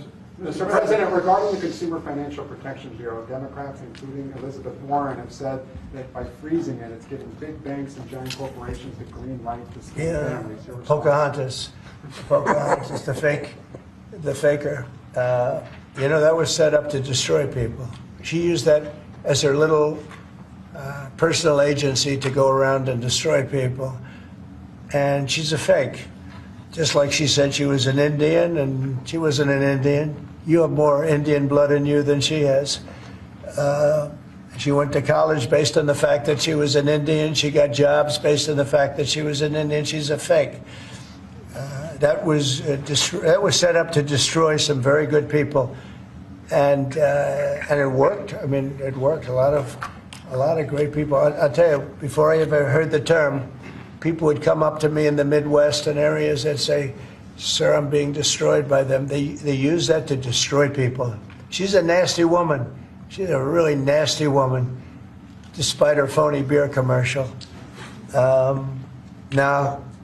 We did the right thing. That was a very important thing to get rid of. And it was also a waste. I mean, number one, it was a bad group of people running it, but it was also a waste. If you looked at when she really ran it, wow, that was a vicious group of people. They really destroyed a lot of people. And you can confirm it's your goal is to have it totally eliminated, the I would agency? say, yeah, because we're trying to get rid of waste, fraud, and abuse. What's next? And didn't I hear that somebody made like $38 million or something running a little agency? What was her name? What was her name? And what did she do? And what was that all about? All the money that she made? Does anybody know? Okay. Yeah, Brian, go ahead. Good to see you. The latest CBS poll has your approval ratings at an all-time high, despite all these controversial subjects and executive orders that you're doing. I want to get your thoughts on that, how you've really connected to mainstream America. Yeah, I have high approval ratings because I'm using common sense, whether it's getting men out of women's sports. I mean, have you seen what goes on with the boxers and with the weightlifters and with the swimmers and everything? It's so ridiculous. And I think it's a 90% issue. And, the amazing thing, the Democrats are still fighting for it. It's crazy. It's crazy. I think we should go to Congress also, have that cemented and, make it indelible. But it's, to me, it's all common sense. Who wants an open border where prisons are dumped into our country, where prisoners are led into our country, many of whom are murderers, many of whom murdered far more than one person, and they're now roaming our country. Who wants that? I mean, it's terrible. Steve, I'd like you to say a couple of words about it. Yes, well, as you know, Mr. President, since you issued your day one executive orders, border crossings are down, approximately 95%. You talk to agents on the line, in their entire careers, they never Stephen Miller, by the way. seen crossing days as low as what they're experiencing right now. The cartels, in fact, are enormously frustrated because they've never seen a clampdown like this before in American history. There are people who were working at Border Patrol back when it was at INS in the 80s and 90s. They've never seen a day like this. That's because you've mobilized the 10th Mounted Division, the Marines, the entire U.S. military. They're erecting physical miles of barrier, temporary and ultimately permanent, every single day. You have all of your border agents pushed to the front line. They're not doing the humanitarian processing, quote unquote, that Biden was doing. They're doing law enforcement and national security. They're interdicting weapons and drugs. They're interdicting violent, high-threat criminals. And the U.S. military is repatriating illegal immigrants at a pace and a skill that has never occurred before in American history. And those who are committing human trafficking and child trafficking are being prosecuted for felony offenses, and they'll be doing hard time in jail. There's never been a lockdown like what you have implemented through your orders and vision since you took the oath of office. What's your thoughts on DOGE? Wednesday at 10 a.m. we're having the first subcommittee focus on the fraud in Medicare. Yeah, before I discuss that, I just want to add to what Steve said. And we want people to come into our country, but we want them to come in legally. They have to go through a process. And we have to know that they haven't killed 9 people, or they haven't killed, like in one case, five people. And they're out on the loose, and we're all looking for that particular individual. This was all led in by Biden and the group of stupid people. Bad people and stupid people. Some are bad, some are stupid, some are both. But I'll tell you what they've done to this country. But we're cleaning it up. And hard to believe I can say it. It'll be better than ever before. But we have a lot of bad people we have to get at. We're searching out for a lot of them. I think Tom Holman and Christie are doing an unbelievable job. Christie Noam. They're doing an unbelievable job and taking out massive numbers of people. And you notice every country is accepting those people back. Remember, everyone said, oh, they'll never accept them. They're all taking them back. They have to. They're all taking them back. Every single country is taking them back. I don't know if they want them or not. I don't imagine they do, but they're taking them back. Are you going to talk to Zelensky this week? Mr. President, back on Gaza, you talked with Fox News about the billions of dollars we pay for Jordan and Egypt every year. Would you withhold aid to these countries if they don't agree to take in the Palestinians? Yeah, maybe. Sure. Why not? You mean if they don't agree? If they don't agree, I would conceivably withhold aid, yeah. Are you going to talk to Prime Minister Netanyahu about the Saturday deadline? Sure. I mean, it's just my deadline, but they may change it. But I think it's, I've seen too many people come out. They look like Holocaust victims from many years ago. I've never seen anything like it. I didn't think this could happen in this world today. You know, we think we have a civilized world. It's not civil. These are bad people we're dealing with. So that would be my suggestion. And he can open it up or not open it up, but that would be my. Do you have anything to say about that? Your commerce, but you have a lot to say from the standpoint of your faith and your religion. Go ahead. So it's amazing that 4 years of nothing, and then you come in and you immediately start to move the needle. You have hostages coming out. You send Steve Witkoff, who's done an amazing job for you. You're changing the Middle East. You're supporting your ally, Israel. And I, for one, can't be more impressed with the outcomes that you have driven. And choosing this Saturday to save people's lives or just be done with it seems like just the right choice. But I think it's time to come up with a date. It's What are we going to do? Keep every week 2 people, 3 people? No, I don't think you can do that anymore. These are very seriously endangered people. These are endangered people. I don't think they're going to last very long. Mr. President, you know, the people that came out yesterday, they wouldn't last very long. Were you ruling out any U.S. involvement in whatever happens after this deadline? We'll see what happens. We'll just see what happens. Will you talk with Zelensky this week, sir? Yeah, probably. By telephone, what's your message? He wants to make a deal. Let's see. We'll see. We're dealing with him, and I think they both want to make a deal, but we'll have to see. It's got to be done. What is Zelensky going to do? Would have never happened if I were president. This would never have happened. Millions of people are dead. What will Zelensky have to give up, if anything? We'll talk about that later. Because your reaction to a judge today continuing a pause on the buyout program for federal workers?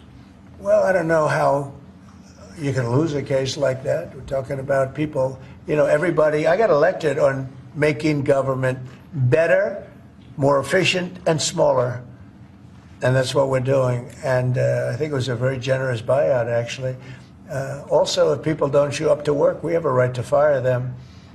And they have an option. They can show up to work or not. If they don't want to show up to work, then let them work. Because then the next step is, have you worked before? Have you worked during this time that you're supposed to be working? You'll find many of those people, in my opinion, have had other jobs, even though they're collecting money from the federal government. Many have had, in my opinion, other jobs.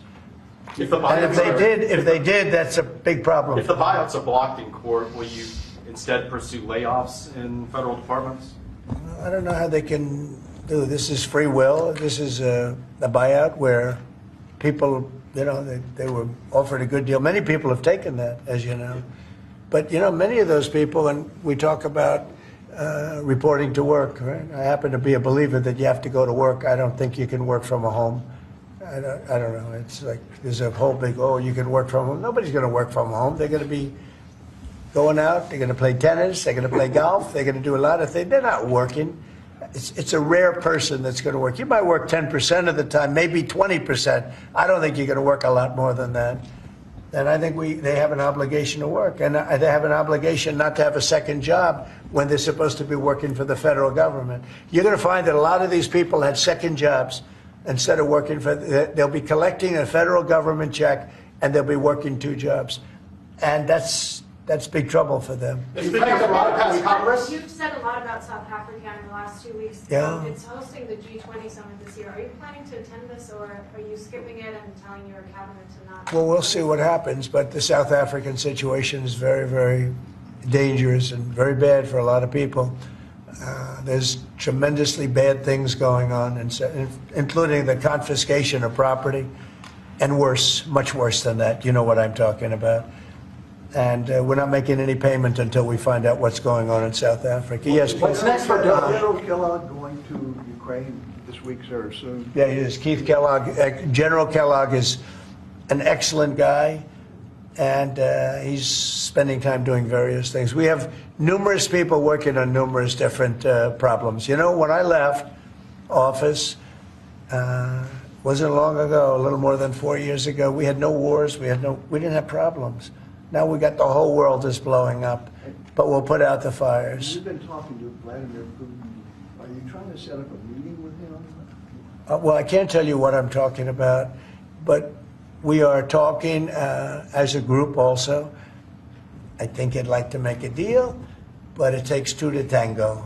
And so, you can't give us any more clarity on whether you personally have spoken to. I don't want to talk about it. No, I don't want to talk about it. It's not going to help you to know, but we would like to get a deal done if possible. Only because, in my case, save lives. We're much further away. Remember, we have an ocean separating. They don't. Europe should be paying what we're paying, and Europe has done it more in the form of a loan than with us. We just give it. Biden gives it because he's not a smart individual, not a very smart individual. We have people over there today who are making a deal that as we give money, we get minerals and we get oil and we get all sorts of things, because why are we doing this? And all this money, we're in for maybe 350 billion, and Europe's in for 100 billion. And Europe's in really as a form of a loan. In theory, they get that money back. In theory, they get interest on their money. It's a whole different ballgame. And Biden is the one that started doing this. Every time Zelensky came here, he walked away with $60 to $100 billion. I think he's one of the greatest salesmen who have ever lived, by the way. Can you discuss your intentions with the Kennedy Center, which you're now board chair? So we took over the Kennedy Center. We didn't like what they were showing and various other things. And I had a lot of the board members already, as you know, and we have some that will be replaced. But we have, I guess, a whole new group of people going in. I have Rick Grinnell, who's got some experience in that world. He's very good. Going to be handling it on a temporary basis. I think he'll do a great job, but we're going to get some great professionals. I'm going to be chairman of it, and we're going to make sure that it's good and it's not going to be woke. There's no more woke in this country. This woke has cost us a fortune and cost us our reputation, but the reputation's coming back very, very rapidly. Thank you very much, everybody. Thank you. The penny is gone. No, penny's gone. All right, so that was President Trump today. I figured I'd let you see the Q&A there from today. So we have been on the air covering tonight. We usually don't do, well, once in a while we do this where if there's a few stories that I think are important, but they're not, none of them really warrant their own stream. Once in a while we'll do a news roundup stream where we talk about a bunch of different stories. So that's what I've been doing tonight. So we're going to wrap this up shortly though. But if you missed it, we talked about the plane crash in Scottsdale. We talked about the Justice Department dismissing the charges against New York City Mayor Eric Adams.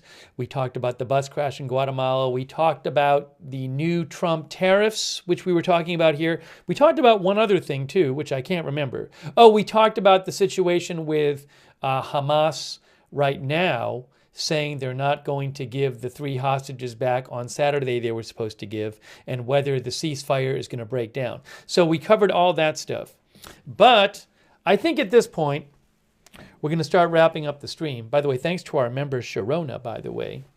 I really appreciate, I should take a couple comments. Before we go, I'll take a couple comments about the chat there, about if I can read them quickly about the press conference. Hold on, I didn't even look. He said the thing about I don't know, hell will break. He said it wasn't hell will break loose, but something about that. Like he said on Saturday, if all the hostages aren't released, I mean, the ceasefire just calls for 3 of them to be released. I don't know if that's going to happen, but I don't think they're all going to get released on Saturday.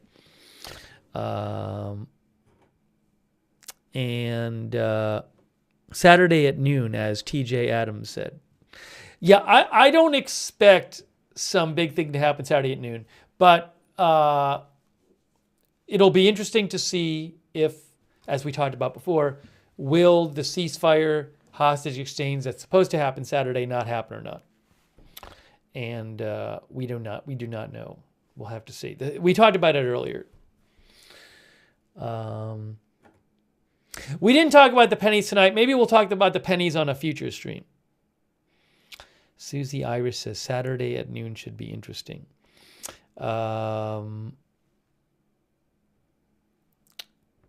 Okay. Let hell break out, says Evelyn in Maine. Is that what he said? All right. Ruth says they should be released. We'll see what happens. I really appreciate you guys tuning in for the news roundup stream. Again, if you didn't see it, you can rewind and watch and check out the different stories. But I like doing it once in a while. So thanks for coming by the stream. Subscribe and follow Agenda Free TV. We cover all kinds of live breaking news on the channel.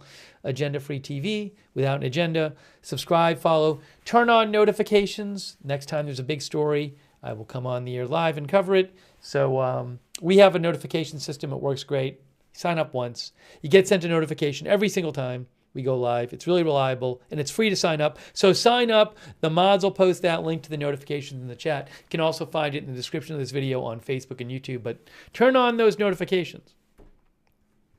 Also, I will post updates as I normally do. By the way, that video today of Trump was from AFP. I will post updates on my X account about various stories. Oops, we're not at earlier anymore. That is at Lookner. You can follow me there for breaking news. At Lookner on X. And, hey, let's thank our moderators. Our moderators are awesome. We couldn't have chats without them, so I really appreciate them being here. Thank you. Ruth Krafasi over there on YouTube. Thanks for being here. Cynthia Moon. Roberts May Queen. Thank you.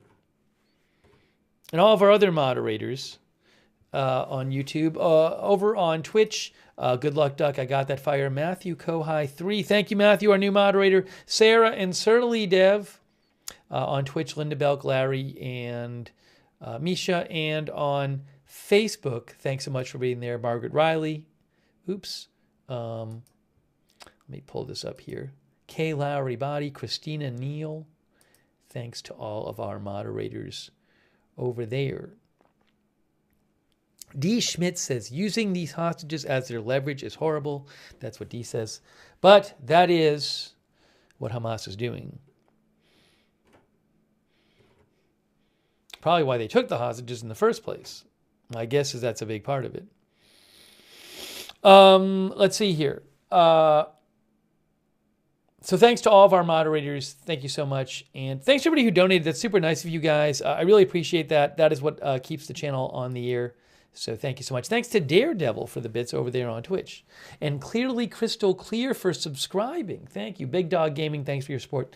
If you ever want to donate, you can go to agendafree.tv, agendafree.tv. But thank you so much. It's so kind of you. Brian Beelman, everybody else I thanked before. I think I got everybody. Really appreciate it. And you can follow us on X, by the way, for another heads up when we're going live. I always post there when we're going live. And post updates about the channel at Agenda Free TV. Follow over there on X. Hey, we have a chat where you can chat with other viewers when we're not on the air. A lot of our viewers like doing it. It's called the Discord chat. Check it out. It's free. It's the same link as the notifications.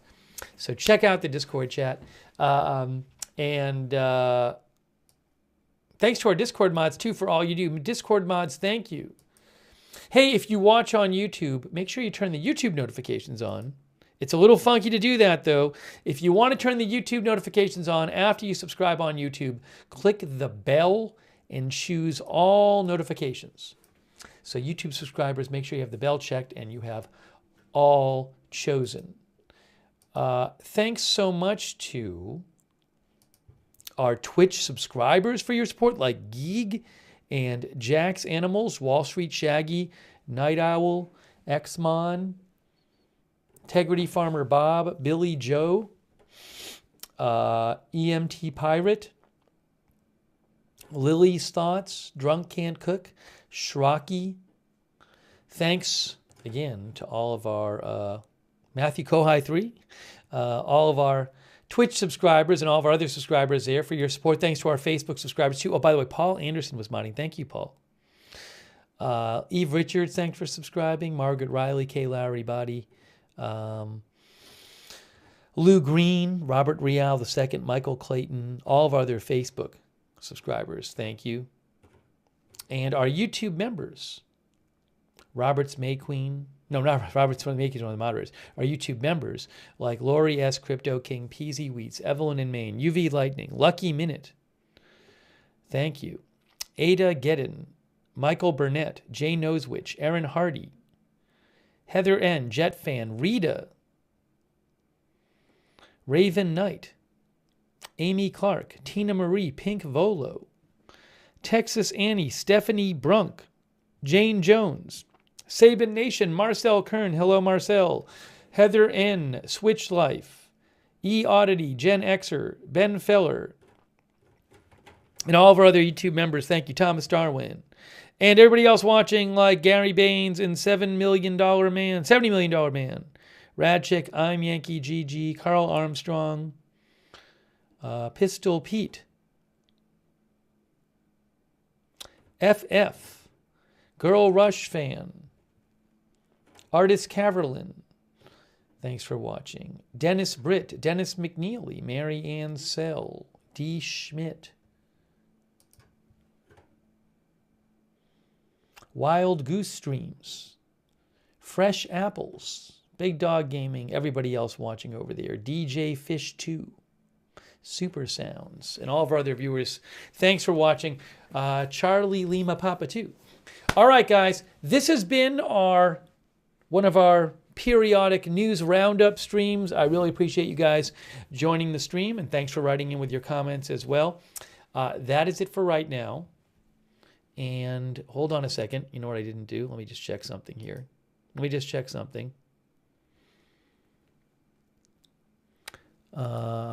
Let's see here.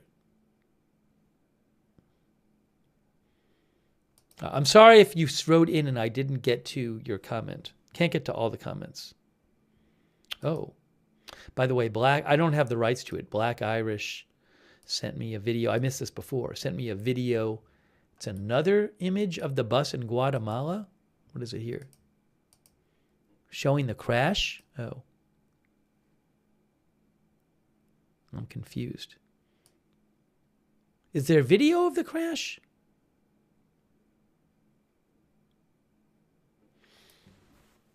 Oh, Black Irish said, this is late, I didn't see this before, that Diario El Salvador reported that the bus that crashed in Guatemala is believed to have lost its brakes. And there's a video on social media showing it going through a red light. I didn't see that before. So maybe that's why it crashed. Anyways, I just saw this right now. You know, sometimes I just miss stuff people send me, so I apologize. Yeah, the New York Times said the driver may have lost control because of a mechanical failure. And then the bus collided with 2 other vehicles. Oh. Anyways, yeah, we should have mentioned that a little more. So I'm sorry I missed that before. So maybe there was a brakes failure. Anyways, you know what? I realized sometimes we cover stuff and then I realize after, oh, I should have mentioned that. So that's my fault for not mentioning it. We talked about it a bunch, but I didn't mention that. So I should have looked up some more. Anyways, this happens sometimes. Thank you, by the way, Black Irish, for mentioning that. All right, guys, I'm wrapping it up. Sorry for anything I missed.